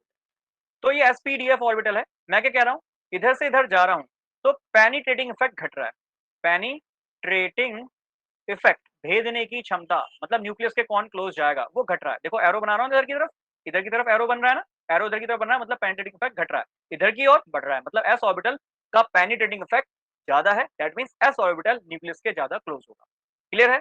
जिसका पेनिट्रेटिंग इफेक्ट, पीई लिख देता हूं, पेनिट्रेटिंग इफेक्ट ज्यादा होगा, भेदने की क्षमता ज्यादा होगी, उसका इफेक्टिव न्यूक्लियर चार्ज भी ज्यादा होगा। ये कंसेप्ट भी याद कर लो। क्लियर? भेदने की क्षमता मतलब वो न्यूक्लियस के ज्यादा क्लोज होगा, जो न्यूक्लियस के ज्यादा क्लोज होगा उसका इफेक्टिव न्यूक्लियर चार्ज भी ज्यादा होगा। तो 4d और 4f में 4d, डी ऑर्बिटल है भाई, डी ऑर्बिटल की भेदने की क्षमता f ऑर्बिटल से ज्यादा है, तो डी ऑर्बिटल न्यूक्लियस के ज्यादा क्लोज होगा। अगर न्यूक्लियस के ज्यादा क्लोज है तो मतलब पेनिट्रेटिंग इफेक्ट ज्यादा है, पेनिट्रेटिंग इफेक्ट ज्यादा है तो इफेक्टिव न्यूक्लियर चार्ज 4d का ज्यादा है। ये सिंपल सा कंसेप्ट समझ में आया होगा। ऐसे ही ये कंसेप्ट आगे भी लग रहा है, देखो यहाँ एनर्जी दोनों की सेम है, यहाँ भी देखो दोनों की सेम थी, है ना, एनर्जी सेम है, बट कंसेप्ट क्या कि 3d और 3p में p ऑर्बिटल की पेनिट्रेटिंग इफेक्ट d ऑर्बिटल से ज्यादा है, that means p orbital nucleus के ज्यादा क्लोज होगा, इसीलिए 3p ऑर्बिटल की जो इफेक्टिव न्यूक्लियर चार्ज है वो 3d से ज्यादा होगा। क्या रीजन बताया आपने? बताया sir penetrating effect, p orbital का पेनिट्रेटिंग इफेक्ट ज्यादा है, इसीलिए पेनिट्रेटिंग इफेक्ट ज्यादा है, इसीलिए इफेक्टिव न्यूक्लियर चार्ज भी क्या है? ज्यादा है। पेनिट्रेटिंग का मतलब है भेदने की क्षमता, तो दैट मींस जो आपका 3p ऑर्बिटल है वो न्यूक्लियस के ज्यादा क्लोज होगा, जो न्यूक्लियस के जितना ज्यादा क्लोज होगा उस पर इफेक्टिव न्यूक्लियर चार्ज उतना ही लगेगा। सिंपल सा कंसेप्ट। क्लियर? चलो एक और क्वेश्चन है एक्सरसाइज का 2.65, देख लेते हैं। कह रहा है the unpaired electron in aluminium and silicon. बेटा जी एल्यूमिनियम का एटॉमिक नंबर 13 होता है, सिलिकॉन का एटॉमिक नंबर 14 होता है, अगल बगल पड़ोसी हैं। Which electron will experience more effective nuclear charge from the nucleus? कह रहा है इनमें से जो है कौन ज्यादा इफेक्टिव न्यूक्लियर चार्ज न्यूक्लियस से लग रहा होगा। सिंपल है भाई, अगल बगल वाले हैं तो क्या देखना है? एटॉमिक नंबर देखना है, जितना एटॉमिक नंबर होता है उतने ही इलेक्ट्रॉन होते हैं, उतने ही प्रोटॉन होते हैं। क्लियर है? एल्यूमिनियम पे 13 ही इलेक्ट्रॉन होंगे, 13 ही प्रोटॉन होंगे। याद कीजिए अभी तो पढ़ाया कि जितने ज्यादा इलेक्ट्रॉन और प्रोटॉन होंगे उतना ही ज्यादा न्यूक्लियर चार्ज होगा, जितना ज्यादा न्यूक्लियर चार्ज होगा उसका ही उतना ज्यादा इफेक्टिव न्यूक्लियर चार्ज होगा। तो पढ़ा ना, nuclear charge is directly proportional to the effective nuclear charge. Clear है बात? एल्यूमिनियम का एटॉमिक नंबर 13 है, 13 इलेक्ट्रॉन 13 प्रोटॉन, तो ऑब्वियस बात है इलेक्ट्रॉन प्रोटॉन की संख्या जितनी ज्यादा होगी तो 13 इलेक्ट्रॉन 13 प्रोटॉन से ज्यादा ज्यादा ही होंगे obvious. 14 electron 14 proton, 14 electron 14 proton का न्यूक्लियर चार्ज ज्यादा होगा, इसीलिए उसका इफेक्टिव न्यूक्लियर चार्ज भी ज्यादा होगा। तो मैं कह सकता हूँ सिलिकॉन का इफेक्टिव न्यूक्लियर चार्ज एल्यूमिनियम से ज्यादा है। अब यहाँ पे 3p ऑर्बिटल क्या लिखा है? तो बेटा ये है इलेक्ट्रॉनिक कॉन्फ़िगरेशन जो मैं आपको अभी बस थोड़ी देर में पढ़ाने वाला हूँ। क्लियर है? तो आपको समझ में आ जाएगा 3p क्या है। क्लियर? तो हम देखेंगे एल्यूमिनियम जिसका इलेक्ट्रॉनिक कॉन्फ़िगरेशन कितना होता है? 3p 1 होता है, और सिलिकॉन का होता है 3p 2। ठीक है, यही बात आपसे यहाँ पे बोल रहा है। आगे बढ़े। अब है आव बाउ प्रिंसिपल। ये आव बाउ जो आफ बाउ लिखा है, ये आव बाउ क्या किसी का नाम है? नहीं, ये साइंटिस्ट का नाम नहीं है। ये एक लैटिन वर्ड है, यूरोपियन वर्ड है, जिसका मतलब होता है बिल्डिंग अप। इसका मतलब क्या होता है? Building up. बिल्डिंग अप मतलब बनाना, किसी चीज को बनाना, जैसे बिल्डिंग को ही बनाना, है ना? जब हम बिल्डिंग बनाते हैं, तो आपने कभी देखा है, जब भी बिल्डिंग बनती है तो पहले हम उसकी नींव रखते हैं।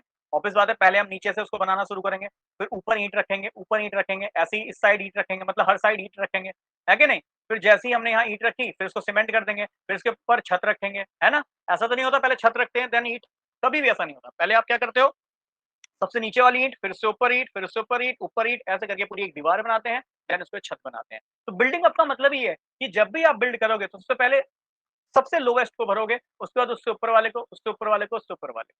सेम तरीके से इलेक्ट्रॉन की फिलिंग करी जाती है। इलेक्ट्रॉन की फिलिंग हमेशा लो एनर्जी से की जाती है। कहाँ से की जाती है? लो एनर्जी से। और कहाँ तक की जाती है? हाई एनर्जी तक। ठीक है? तो दैट मीन्स अगर कभी भी आप इलेक्ट्रॉन भर रहे हो, तो सबसे पहले कहाँ भरोगे? लो एनर्जी में भरोगे। क्लियर है? याद करो एनर्जी डायग्राम, कुछ देर पहले ही आपको पढ़ाया गया। ENERGY लिख देता हूँ जल्दी से। ENERGY एनर्जी, ऊर्जा। ठीक है? यही ऊर्जा संसार को चला रही है। हमने देखा था यहाँ पे हमारा न्यूक्लियस है, नाभिक है, याद है? ये 1s सेल है, एनर्जी बढ़ रही है, फिर इसके बाद 2s की एनर्जी और ज्यादा होती है, 2p की इससे थोड़ी ज्यादा होती है, फिर 3s की एनर्जी और ज्यादा होती है, 3p की इससे थोड़ी और ज्यादा होती है, 3d की इससे और ज्यादा होती है। याद है? कंसेप्ट पढ़ाया था। ठीक है? 6 कर दिए क्या? 5? क्लियर है?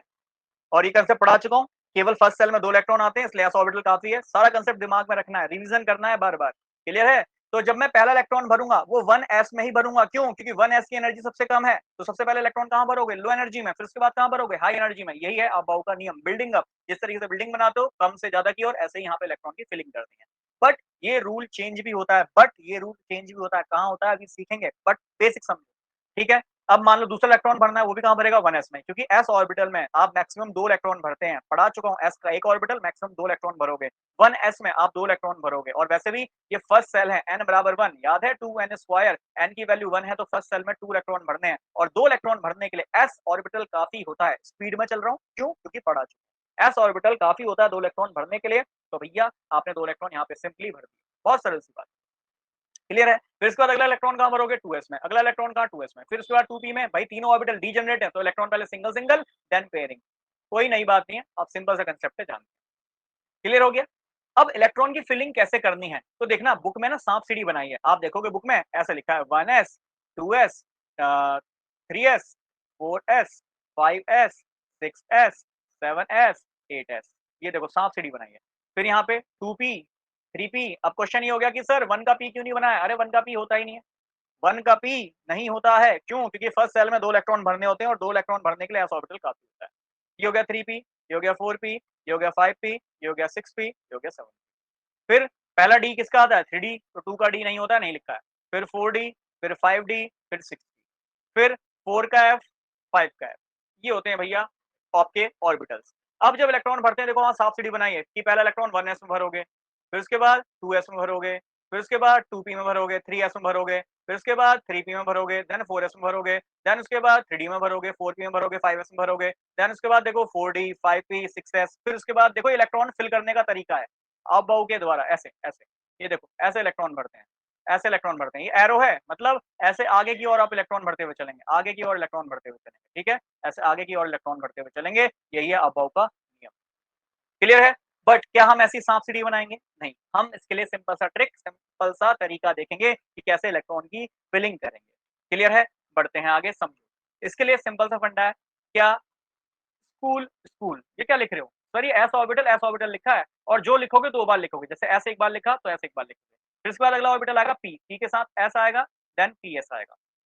जो लिखोगे 2 बार, एस लिखा 2 बार, पी एस लिखोगे तो 2 बार पी एस, पी एस। फिर आगे D P S, D P S हो गया, फिर आगे डी पी एस। सिंपल सा फंडा। देखो एस ऑर्बिटल आया, एस के बाद पी ऑर्बिटल को इंट्रोड्यूस करा, पी के बाद डी, डीपीएस, डीपीएस। फिर अगला एफ ऑर्बिटल आएगा, एफ ऑर्बिटल को भी इंट्रोड्यूस करा दो, एफ डी पी एस। ठीक है?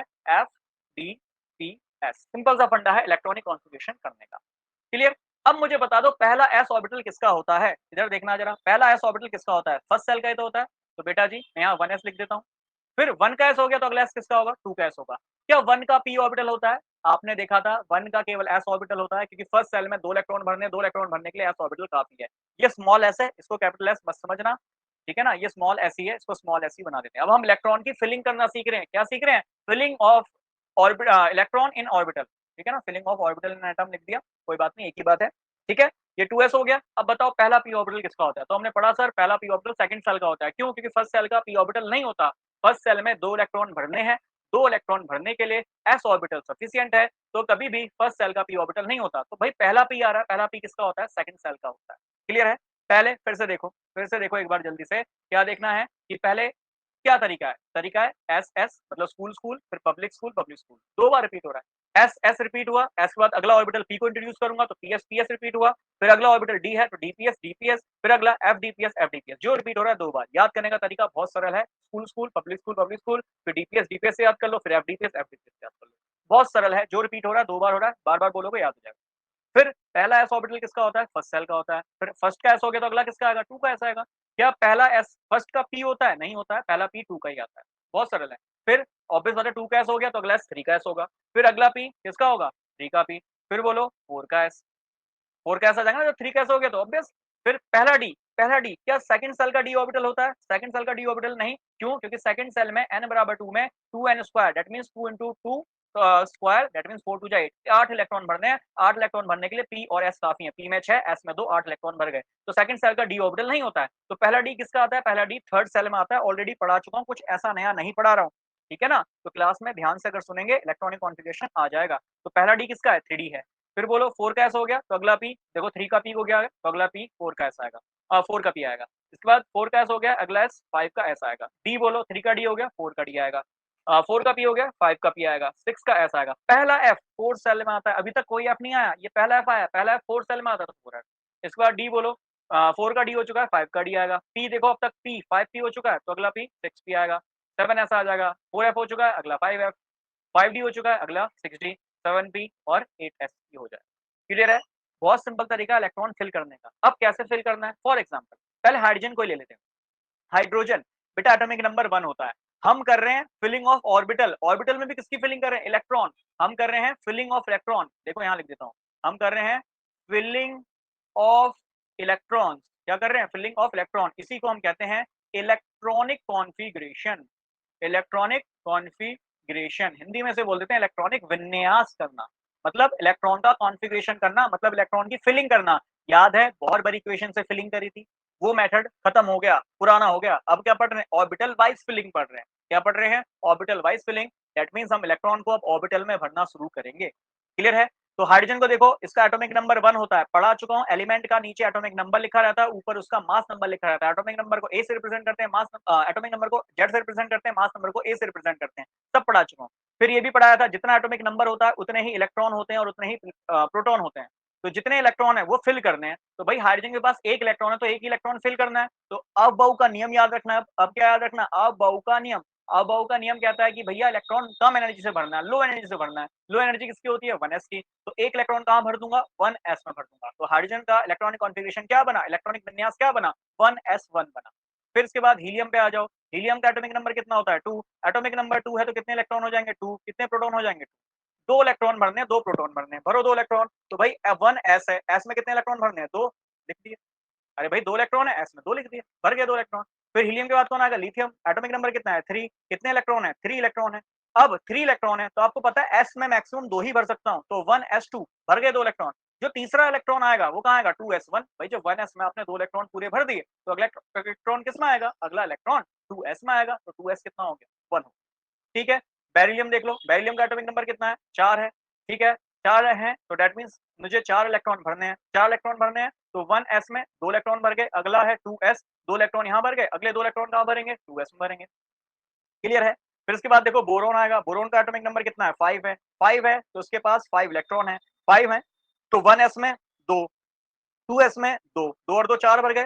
भाई s में 2 ही भरते हैं मैक्सिमम, तो 2 भर गए। अगला कहाँ आएगा? 2p में। तो बचा हुआ 1 इलेक्ट्रॉन है वो 2p में आ जाएगा। देखो 2, 2 4 और 1 5, 5 इलेक्ट्रॉन है, भर दिए। 5 इलेक्ट्रॉन आपने फिल कर दिए। फिर कौन आएगा? बोरोन के बाद बोलो कार्बन। Atomic number 6। कितने इलेक्ट्रॉन भरने हैं? एटॉमिक नंबर 6 है। जितना एटॉमिक नंबर उतने ही इलेक्ट्रॉन एक ही बात बार-बार रिपीट करना। कार्बन देखो 1s में 2 भर दिए, 2s में 2 भर दिए, 2 और 2 4 हो गए। अब आ गया 2p। भाई अपनी मर्जी से नहीं भर रहा है, यहाँ देखो 1s 2s 2p और ये एनर्जी के बढ़ते हुए क्रम में ही लिखे। क्लियर है?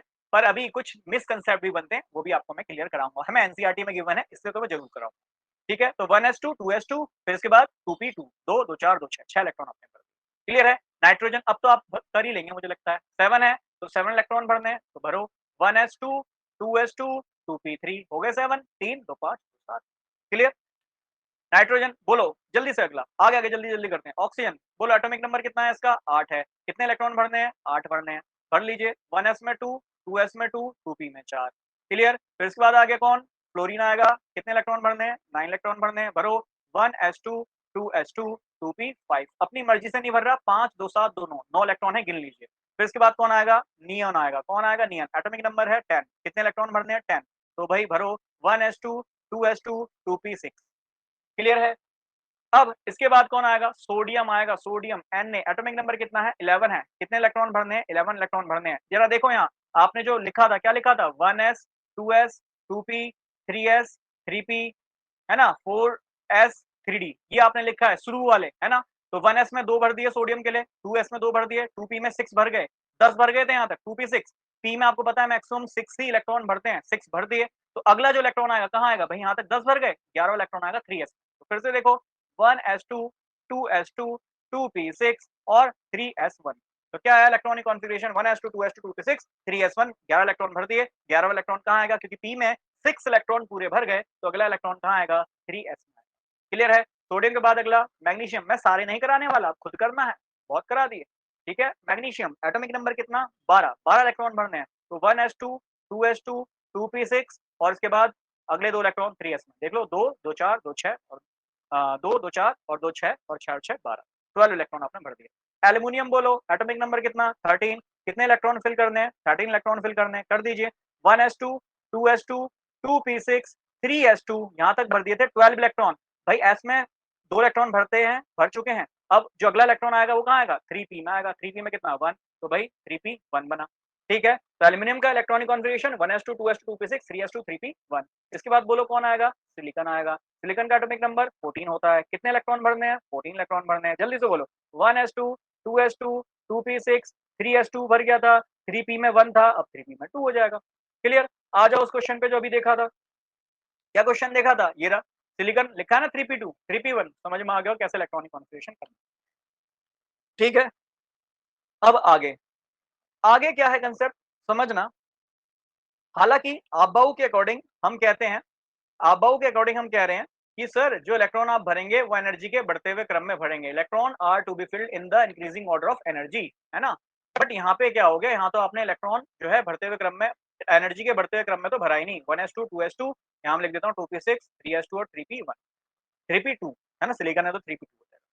पर सर यहाँ तो आपने बढ़ते हुए क्रम में एनर्जी के लिखा ही नहीं, क्यों, क्योंकि देखो यहाँ 3s 3p है, उसके बाद 3d बाद में आ रहा, 4s पहले आ गया। भाई अगर आप देखो तो n बराबर 3 इसकी एनर्जी कम है और n बराबर 4 इसकी एनर्जी ज्यादा है। बट सर आपने तो 3 सेल के बीच में 4 सेल डाल दिया, ऐसा क्यों। तो बेटा जी ये रूल आपको यहाँ पे ध्यान में रखना है कि एटॉमिक नंबर 20 के बाद आउबाउ रूल चेंज हो जाता है। आउबाउ में कुछ मॉडिफिकेशन करे गए, जिसके लिए एक नया रूल बना n+l रूल। n+l रूल ये बना कि यदि जिस ऑर्बिटल के लिए, ध्यान से सुनना, यदि जिस ऑर्बिटल के लिए n+l की वैल्यू मिनिमम आएगी, कम आएगी, इलेक्ट्रॉन पहले उसमें भरा जाएगा। लिख देता हूं, n+l की वैल्यू जिस ऑर्बिटल के लिए कम आएगी, है ना, जिस ऑर्बिटल के लिए, हिंदी में लिख रहा हूं, कम आएगी, ठीक है, इलेक्ट्रॉन उसमें ही भरा जाएगा। इलेक्ट्रॉन उसमें ही भरा जाएगा, भरा जाएगा। बहुत सरल सा कंसेप्ट है, ध्यान में रखिएगा। अब जरा देखो, मैं 4s और 3d को कंपेयर कर रहा हूँ कि भाई हमारे अकॉर्डिंग, हमारे आबाउ रूल के अकॉर्डिंग तो इलेक्ट्रॉन पहले 3d में आना चाहिए था, क्योंकि 3d थर्ड सेल है, एनर्जी कम होगी, फिर फोर्थ सेल में आना चाहिए था। बट हम कर क्या रहे हैं कि पहले 4s में भर रहे हैं देन 3d में। वाई, क्योंकि इसमें लग रहा है n+l। लगाओ, n की वैल्यू कितनी है, तो आपको पता है बेटा ये n ही लिखा रहता है। s के लिए l की वैल्यू कितनी होती है, 0 देर से पढ़ा रहा हूँ तो याद हो गया होगा। n की वैल्यू कितनी है, यहाँ साफ साफ दिख रहा है सर, ये n की वैल्यू है। l की वैल्यू d के लिए कितनी होती है, 2 होती है। प्लस करना ना n+l, तो दोनों को प्लस कर दो, ये आ गया 4, यहाँ प्लस कर दो 5। तो बेटा n+l की वैल्यू क्या आनी चाहिए, मिनिमम। देखो मिनिमम मतलब कम आनी चाहिए, तो 4s के लिए n+l की वैल्यू मिनिमम आ रही है, कम आ रही है, तो इसीलिए पहले इलेक्ट्रॉन आप किसमें भर रहे हो, 4s में भर रहे हो। तो अबव रूल में कुछ मॉडिफिकेशन करे गए, वो मॉडिफिकेशन है n+l रूल। एनसीईआरटी में साफ-साफ मेंशन है ये रूल, ठीक है ना? क्यों इलेक्ट्रॉन हम 4s में पहले भर रहे हैं 3d से, क्या रीजन है? क्योंकि n+l की वैल्यू 4s के लिए कम है। क्लियर है? चलिए, एक बार फिर से आते हैं जल्दी से स्कूल, स्कूल, पब्लिक स्कूल, फिर से देखो एक बार जल्दी से। School, school, public, school, public, school, बोला ना जो होगा 2 बार रिपीट होगा, ठीक है? फिर इसके बाद दिल्ली पब्लिक स्कूल, जैसे आपको याद करना है DPS, क्लियर? फिर इसके बाद FDPS, FDPS, क्लियर?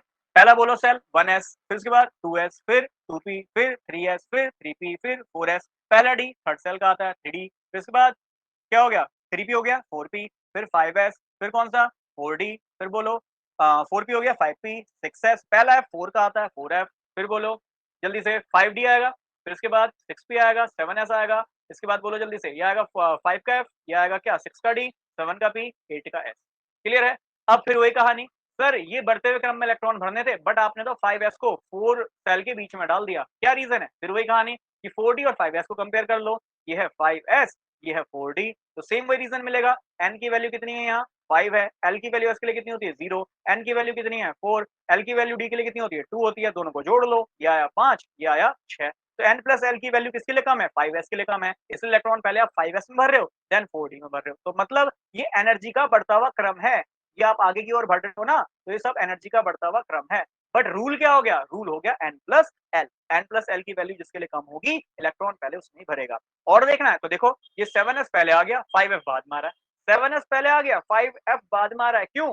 देखो रीजन सेम है n प्लस एल, n की वैल्यू कितनी है 7, एल की वैल्यू एस के लिए कितनी होती है 0, एन की वैल्यू कितनी है 5, एल की वैल्यू एफ के लिए कितनी होती है 3, 5 और 3 8, 7 और 0 7, तो किसके लिए कम हो गया 7s के लिए, इसलिए देखो 7s 5pf से भी पहले आ रहा है, 5f जो कि 5 सेल पहले आनी चाहिए बट उससे पहले कौन आ रहा है 7 सेल आ रहा है। क्लियर है? क्या रीजन है, समझ में आ गया होगा, ये रीजन है n प्लस एल। आगे बढ़ते हैं, फिलिंग ऑफ ऑर्बिटल, इसी कंसेप्ट को आगे बढ़ाते हैं समझ। देखो जैसे स्केनेडियम है, एटॉमिक नंबर 21 है, करो इलेक्ट्रॉनिक कॉन्फ़िगरेशन, एटॉमिक नंबर 21 है तो मुझे 21 इलेक्ट्रॉन फिल करने हैं, कैसे करूंगा 1s2 2s2 2p6, है ना? तब साइड में सारा एक ही बार में लिख देता हूँ, कैसे लिखता हूँ 1s 2s 2p, है ना, 3s 3p 4s 3d, इतना तो कर ही लिया था, फिर इसके बाद बोलो 4p, ठीक है, इसके बाद नेक्स्ट 4d, यहां तक तो अभी याद रख लो, ठीक है। देखो स्केनेडियम में कितने इलेक्ट्रॉन बनने हैं 21 इलेक्ट्रॉन बनने हैं, एटॉमिक नंबर 21 है तो इलेक्ट्रॉन भी भरूंगा 21, भर लो 2 2 4 2 6 नहीं 2 2 4 और 6 10, यस 2 12 और 6 18 और 2 20 और ये 21वां इलेक्ट्रॉन डी में आ गया, कहाँ आ गया ये डी में आ गया, तो 2p6 है ना, 3s2 3p6 4s2 और 3d1, तो लास्ट इलेक्ट्रॉन कहाँ आया 3d1 में आया। अब ना कुछ बातें और याद करना शुरू करो, क्यों? क्योंकि हमें आगे जाके पढ़ना है ब्लॉक्स, है ना? ब्लॉक्स पढ़ने हैं, कैसे पढ़ेंगे? हम पढ़ेंगे एस ब्लॉक के एलिमेंट।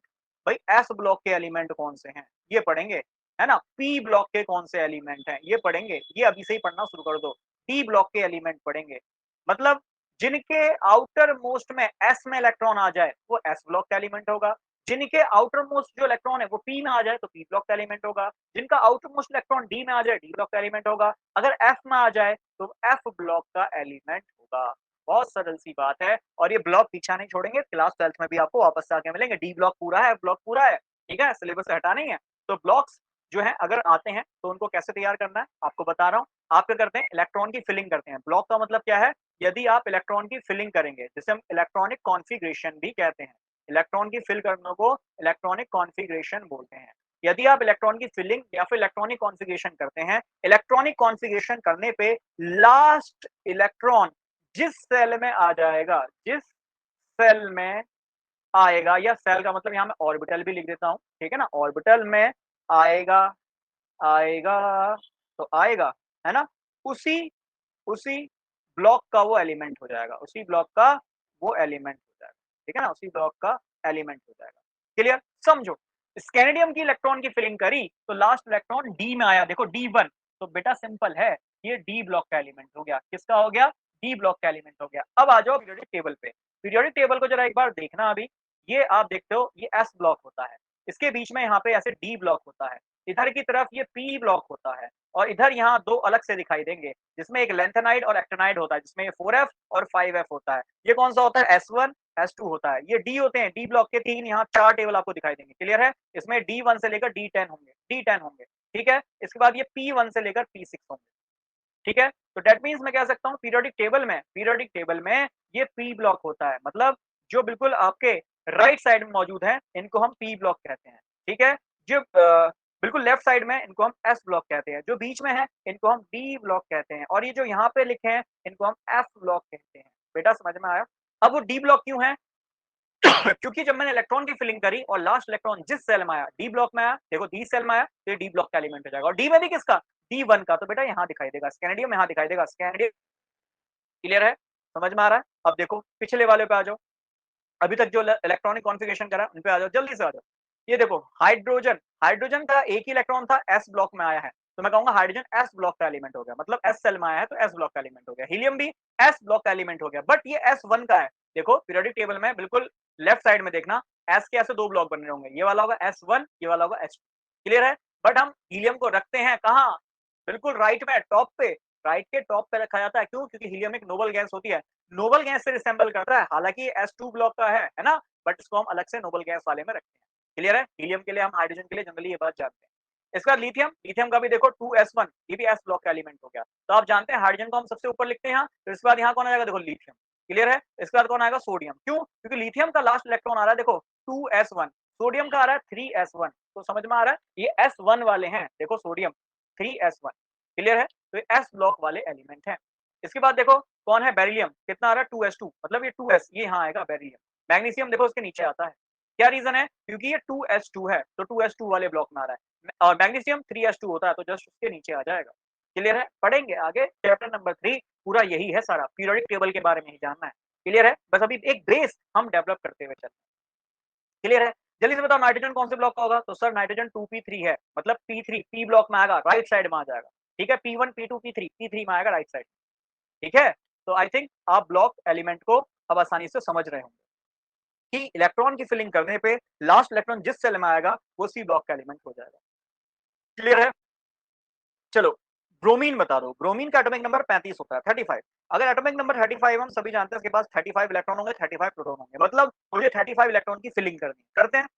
यहाँ पे देखो 2 2 4 6 10 10 और 2 12, जो बिल्कुल इंग्लिश जानते हैं तो भाई गिन लेना, 10 हो गए, 12 हो गए, 18 हो गए, 20 हो गए, 20 और 10 30 हो गए, 30 और 5 35, तो भैया 35 इलेक्ट्रॉन यहाँ तक आएंगे, क्योंकि पी में मैक्सिमम 6 इलेक्ट्रॉन भर सकता हूँ, बट चाहिए 5 है, 5 ही भर रहा हूँ, ठीक है? तो इलेक्ट्रॉनिक कॉन्फ़िगरेशन क्या बना? ये बना 1s2 2s2। एक चीज और जानकर ध्यान से याद कर लेना, जान लेना, क्या जानना है? कि जब भी आप इलेक्ट्रॉनिक फिलिंग करते हो ना बेटा, तो इसी मेथड से करना, स्कूल वाले मेथड से, इसी से इलेक्ट्रॉन की फिलिंग करना। बट जब आप लिखते हो ना, तो उसको सेल के बढ़ते हुए क्रम में लिखना। कैसे लिखना? सुन लीजिए, 1s2 2s2, then 2p6, then 3s2, then 3p6, then 3d10, then 4s2 और देन 4p5। मैंने क्या करा? देखो 3d10 बाद में था, 4s पहले है, तो मैंने बस उसको सेल के बढ़ते हुए क्रम में लिख दिया। सेल के बढ़ते हुए क्रम मतलब पहले मैंने फर्स्ट सेल लिखा, देन सेकंड सेल लिखा, देन थर्ड सेल लिखा, देन फोर्थ सेल लिखा। ये लिखने का तरीका है। भरना कैसे? बिल्कुल उसी रूल से भरना है, पब्लिक स्कूल वाले मेथड से इलेक्ट्रॉन की फिलिंग करनी है। बट जब भी आप लिखोगे बढ़ते हुए क्रम में लिख देना, क्लियर है? अब देखो यहाँ लास्ट इलेक्ट्रॉन किस में आ रहा है? पी में आ रहा है। अगर लास्ट इलेक्ट्रॉन पी में आ रहा है मतलब ये पी ब्लॉक का एलिमेंट हो गया। सिंपल सी बात है, ये भी हम सीख रहे हैं कि कौन सा एलिमेंट कौन से ब्लॉक का है, क्लियर? अब चलो और आगे बढ़ते हैं, आयोडीन पे आ जाओ। आयोडीन का एटॉमिक नंबर 53 होता है, ब्रोमीन के नीचे ही आता है जैसे, है ना? तो 53 है, 53 है, तो 53 इलेक्ट्रॉन भरने हैं। जल्दी से आ जाओ, हमने क्या पढ़ा था?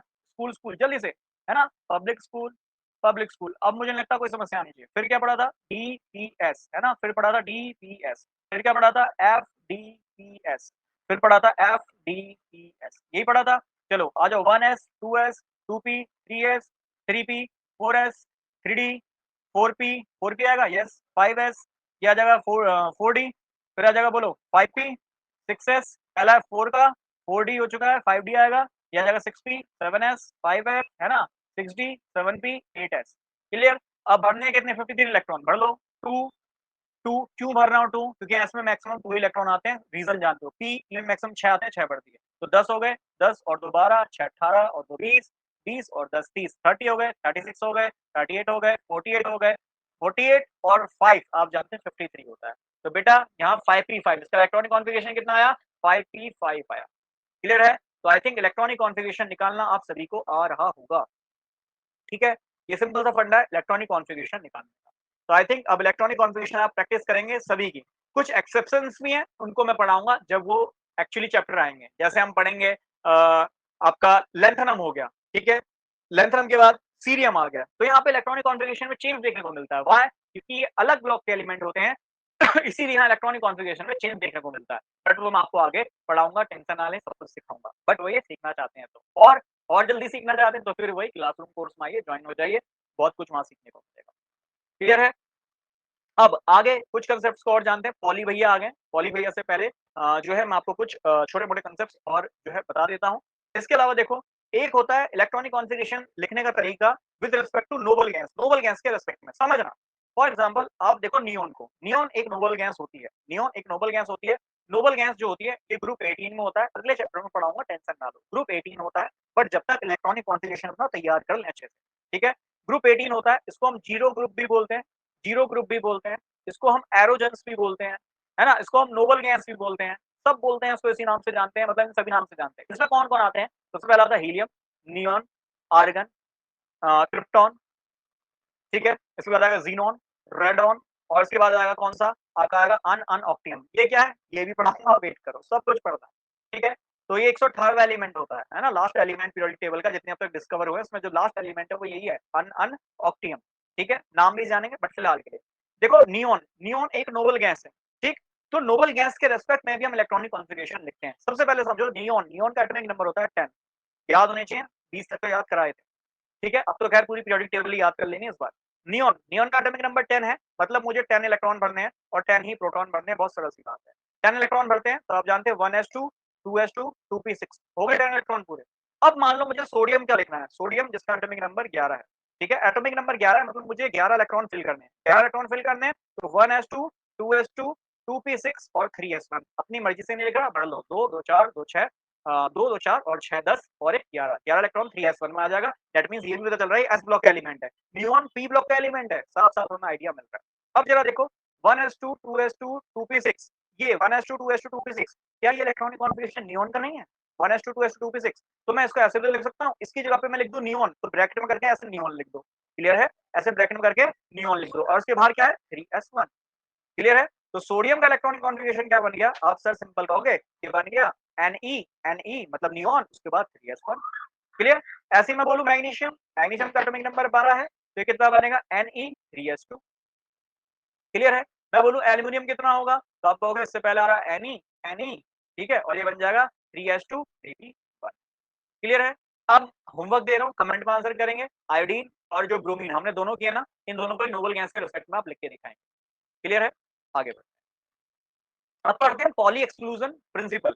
पॉली एक्सक्लूजन प्रिंसिपल फिर इसके बाद हुम्स रूल दोनों ही हैं, दोनों को समझ लेते हैं। अब वो पढ़ लिया, पॉली को पढ़ते हैं। पॉली क्या कहता है कि किसी भी ऑर्बिटल के लिए, है ना? जैसे ये ऑर्बिटल है, p के 3 ऑर्बिटल है, मान लो 2p है, 2p x है, 2p y है, 2p z है, ठीक है? अब मैं कह रहा हूँ यहाँ पे 2p में 2 इलेक्ट्रॉन भरे हैं। अब बता दो किसके 2p में 2 इलेक्ट्रॉन होते हैं? आप जानते हैं कार्बन है। कार्बन का एटॉमिक नंबर 6 होता है। ये होता है 1s2, 2s2, 2p2 तो इसी के p में 2 इलेक्ट्रॉन होते हैं जो हम सिंगल-सिंगल भरते हैं। सिंगल-सिंगल भरने का क्या रीज़न है? इसका रीज़न है डीजेनरेसी, सर आपने पढ़ाया था। डीजेनरेसी का मतलब है डीजेनरेसी का मतलब है क्या? सेम एनर्जी होना, उनकी समान ऊर्जा होना, बराबर ऊर्जा होना, एनर्जी बराबर है, ठीक है? समान ऊर्जा है, सेम एनर्जी है, तो दोनों ही 2p ऑर्बिटल है, तो दोनों की एनर्जी जो है सेम है। सेम एनर्जी है तो इलेक्ट्रॉन आपका सिंगल-सिंगल फिल करें। क्यों? क्योंकि इलेक्ट्रॉन एनर्जी सेम है, एनर्जी सेम है तो भैया दोनों ही बराबर इलेक्ट्रॉन रखने का हक मानते हैं। क्लियर? अब मैं क्या कह रहा हूँ, चारों क्वांटम नंबर निकालो। चारों क्वांटम नंबर कौन-कौन से हैं? याद है n, l, ml वैसे स्पिन क्वांटम नंबर नहीं होता है बट मान लो वो भी क्वांटम नंबर है, s मान लो। ये तो तीनों क्वांटम नंबर को देखो, ठीक है? क्वांटम नंबर को देखो तो चारों क्वांटम नंबर की संख्या किसी भी ऑर्बिटल के लिए मतलब किसी भी सेम साइज ऑफ ऑर्बिटल के लिए सेम नहीं होती है। सेम नहीं होती है, ये बात को ध्यान में रखना। मतलब देखो भाई, सबसे पहले n की वैल्यू बताओ। सेकंड पहले तो n की वैल्यू 2 हो गई।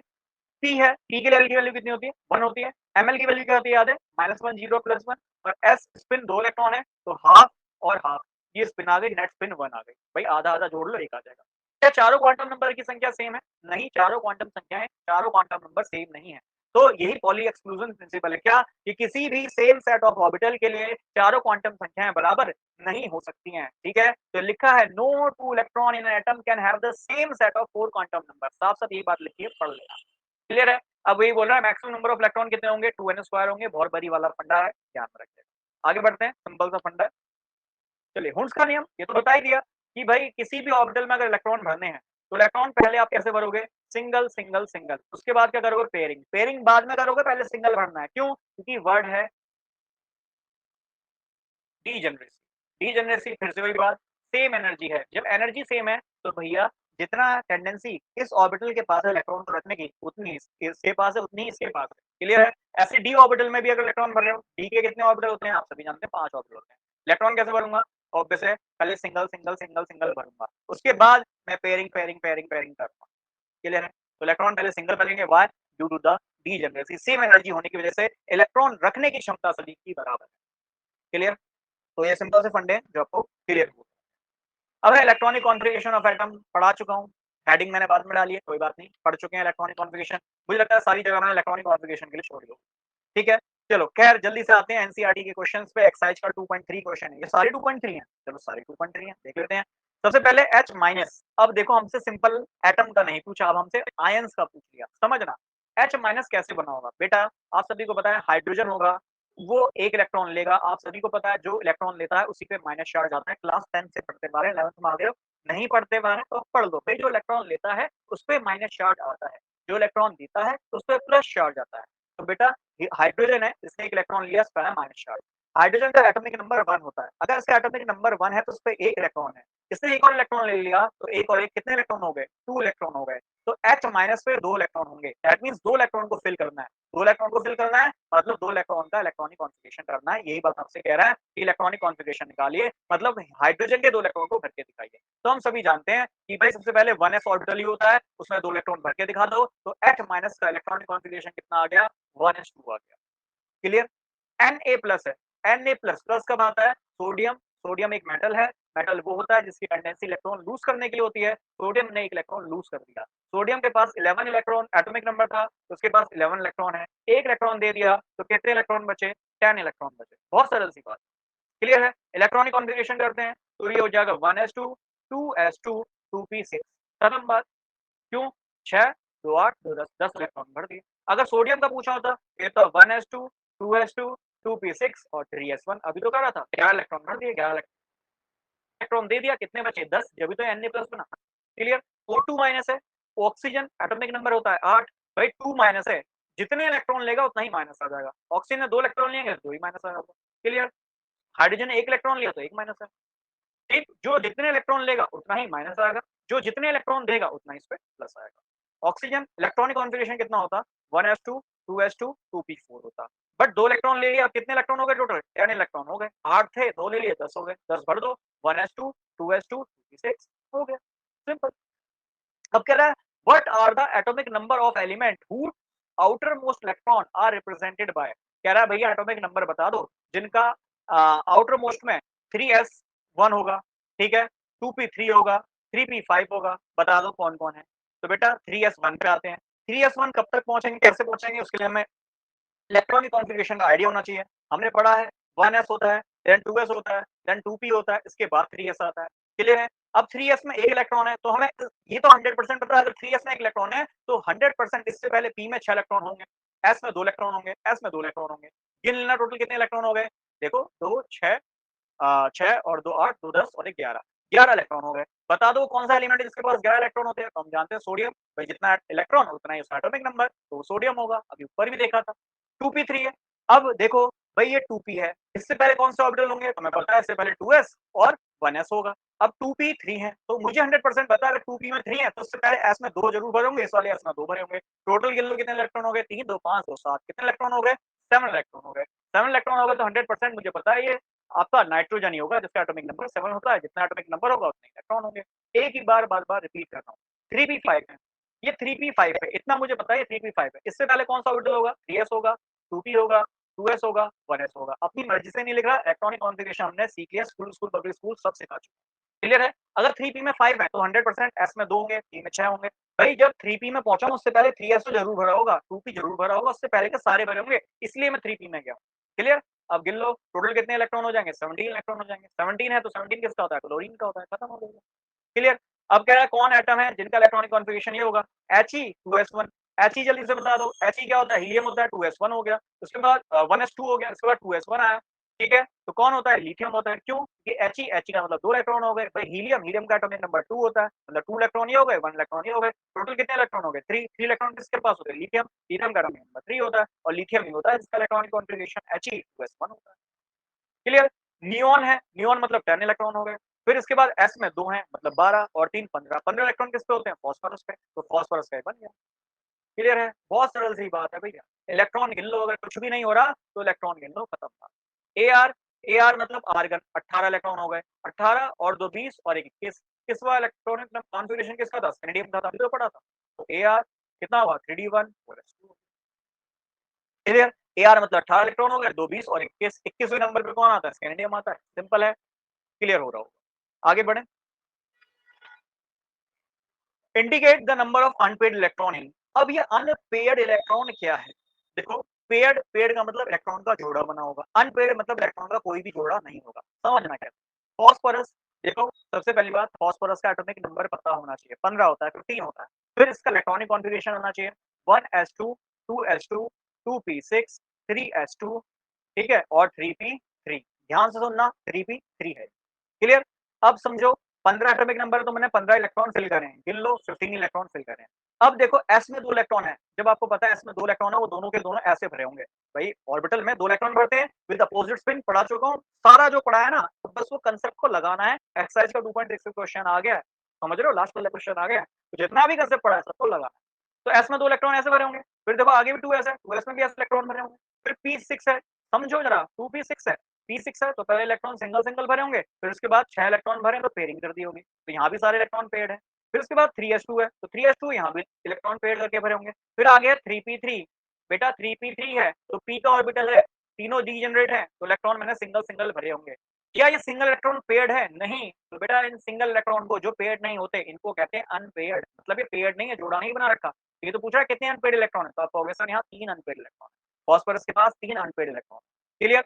सिलिकॉन पे आ जाओ, सिलिकॉन का एटॉमिक नंबर 14 होता है, electronic configuration 1s2 2s2 2p6 3s2 और 3p2, भर गए 14 इलेक्ट्रॉन। अब देखो 1s से लेकर यहाँ तक, ये 1s है, ये 2s है, ये 2p है, ये 3s है, यहाँ तक तो सारे इलेक्ट्रॉन पेयर्ड है। क्लियर? अब अनपेड कहाँ होगा, भाई यहाँ तक के अभी तो बताया सारे इलेक्ट्रॉन पेयर्ड है, अब अनपेड कहाँ होंगे, हर सेल में मौजूद हो सकते हैं, तो देखते हैं। ये 3p ऑर्बिटल हो गया, 3p, p के 3 ऑर्बिटल होते हैं, इलेक्ट्रॉन हम सिंगल सिंगल भरते हैं, उसका नेम यही कहता है इलेक्ट्रॉन हम सिंगल सिंगल भरेंगे। स्पीड में चल रहा हूँ क्योंकि सारा कंसेप्ट पढ़ा चुका हूं। 3p में सिंगल सिंगल इलेक्ट्रॉन भरे हैं, 2 ही सिंगल इलेक्ट्रॉन है, सिंगल इलेक्ट्रॉन होंगे इसी को हम कहते हैं अनपेयर्ड। जब भी आप सिंगल इलेक्ट्रॉन भरोगे इसी को हम कहते हैं अनपेयर्ड, जो पेयर्ड नहीं है। आ जाओ क्रोमियम, क्रोमियम का एटॉमिक नंबर कितना होता है, 24 होता है, इसका इलेक्ट्रॉनिक कॉन्फ़िगरेशन कितना होता है, AR 3d5 4s1 होता है। चलो 3d5 है मतलब d ऑर्बिटल, डी के 5 ऑर्बिटल, सभी में electron single single single single single भरे हैं। 4s में कितना इलेक्ट्रॉन भरा है, 1 इलेक्ट्रॉन भरा है, 4s में 1 इलेक्ट्रॉन भरा है, ये 3d हो गया, ये 4s हो गया। क्लियर हो गई बात? अब कितने अनपेड है, देखो ये भी सारे अनपेड है, ये भी अनपेड है, टोटल अनपेड कितने आ गए, 6 इलेक्ट्रॉन आ गए। 3d में 5 अनपेड है, 4s में 1 अनपेड है, टोटल 6 अनपेड इलेक्ट्रॉन आ गए। Fe आ जाओ, Fe का एटॉमिक नंबर कितना होता है, 26 होता है, इलेक्ट्रॉनिक कॉन्फ़िगरेशन कितना होता है, AR 3d6 4s2 होता है। अब सर ये आप जल्दी जल्दी कैसे बता रहे हो, भैया प्रैक्टिस करो, सिंपल बात। ठीक है, 3d6 है, समझना ये d ऑर्बिटल है, d के 5 ऑर्बिटल होते हैं, 6 इलेक्ट्रॉन भरे होंगे, तो पहले इलेक्ट्रॉन हुंस का नियम, इलेक्ट्रॉन पहले आपने कैसे भरे हैं, सर पहले इलेक्ट्रॉन तो मैंने सिंगल सिंगल भरे हैं, 5 इलेक्ट्रॉन भर दिए, छठा इलेक्ट्रॉन क्या हो जाएगा, पेयर हो जाएगा। फिर 4s2 है, s में आप सभी को पता है पहले इलेक्ट्रॉन फिर दूसरा इलेक्ट्रॉन पेयर। ठीक, ये भी पेयर्ड है, ये भी पेयर्ड है, तो अनपेयर्ड कितने बचे, 1 2 3 4, तो number of unpaired electron n कहते हैं उसको, n बराबर कितना हो गया, 4 हो। क्लियर? के आर क्या है, क्रिप्टन है, क्रिप्टन का एटॉमिक नंबर कितना होता है, 36 होता है। आप देखोगे इसका इलेक्ट्रॉनिक कॉन्फ़िगरेशन कितना आएगा, इसका आएगा 4s2 4p6, इससे पहले का भी भर लेना, ठीक है ना, 4s2 4p6 आ जाएगा। अब 4s आ रहा है तो 4s में भी 2 इलेक्ट्रॉन पूरे फिल होंगे, 4p आ रहा होगा, 4p आ रहा होगा, 4p में भी 6 इलेक्ट्रॉन भर रहे हैं, तो पहले इलेक्ट्रॉन सिंगल सिंगल देन इनकी पेयरिंग। बेटा यहाँ p में भी 6 के 6 इलेक्ट्रॉन पूरे के पूरे पेयर्ड हैं, नो अनपेयर्ड इलेक्ट्रॉन, क्या है, नो अनपेयर्ड इलेक्ट्रॉन। क्लियर है? तो इतना तो समझ में आ गया कि अगर s में 2 इलेक्ट्रॉन है तो मैं कहूंगा ये पेयर्ड है, पेड है तो अनपेड नहीं होंगे। पी है तो पी में अगर सारे इलेक्ट्रॉन भरे हैं, 6 के 6 इलेक्ट्रॉन भरे हैं, तो सर आप कहोगे यहाँ भी सारे इलेक्ट्रॉन पेड है। ऐसे ही डी है, डी में 10 के 10 भरे हैं, तो सर आप कहोगे सारे के सारे इलेक्ट्रॉन पेड है। क्लियर है? तो भाई अगर सारे इलेक्ट्रॉन भरे हैं मतलब जो ऑर्बिटल है, चाहे एस है, चाहे पी है, चाहे डी है, अगर इनमें इलेक्ट्रॉन की संख्या पूरी है, सारे के सारे इलेक्ट्रॉन भरे हैं, एस में 2, पी में 6, डी में 10, एफ में 14, तो हम कहेंगे वो सारे के सारे कैसे हो जाएंगे? पेयर्ड हो जाएंगे। क्लियर है? तो आई थिंक समझ में आ गया। आगे बढ़ते हैं। Stability of completely filled and half filled orbital, ये क्या कहना चाह रहा है समझ। देखो क्रोमियम, इसका एटॉमिक नंबर 24 होता है। अगर एटॉमिक नंबर 24 है, इसका इलेक्ट्रॉनिक कॉन्फ़िगरेशन में आपको 24 इलेक्ट्रॉन भरने हैं, 24 इलेक्ट्रॉन भरने हैं, क्योंकि जितना एटॉमिक नंबर होता है उतने ही इलेक्ट्रॉन होते हैं। Electronic configuration 2 2s2 2p6 3s2 3p6, ठीक है, फिर 4s2 और 3d4, ये इसका इलेक्ट्रॉनिक कॉन्फ़िगरेशन आएगा। क्या इलेक्ट्रॉनिक कॉन्फ़िगरेशन आ रहा है और शॉर्ट में लिखूं?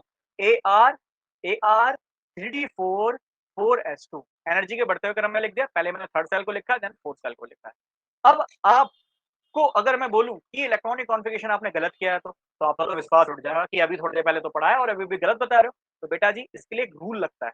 रूल क्या है समझो, it is called the stability. हर कोई चाहता है कि वो स्टेबल हो। भाई आप लोग क्यों पढ़ रहे हैं? क्योंकि ऑब्वियस बात है आप भी चाहते हैं कि मैं स्टेबल हूँ, अच्छी सी जॉब करूँ, है ना, बहुत सारा धन कमाऊं। सेम, तो स्टेबिलिटी हर किसी को चाहिए। तो देखो जरा, इसके 3D में है 4 इलेक्ट्रॉन और 4s में है 2 इलेक्ट्रॉन। 3D में है 4 इलेक्ट्रॉन और 4s में है 2 इलेक्ट्रॉन। क्लियर है? अब इसके बाद देखो जरा, ये 4 इलेक्ट्रॉन जो है, यहाँ पे क्या होता है, यहाँ पे एनर्जी का एक्सचेंज होगा। किस तरीके से? कि जो एक इलेक्ट्रॉन ना यहाँ से यहाँ जंप हो जाएगा। जरा समझना, एक इलेक्ट्रॉन यहाँ से यहाँ जंप हो जाएगा। उसका कारण क्या है? उसका कारण ये है, देखो एनसीईआरटी में जो कारण दिया है वो भी समझाता हूँ और जो एक्चुअली कारण होता है वो भी समझाता हूँ।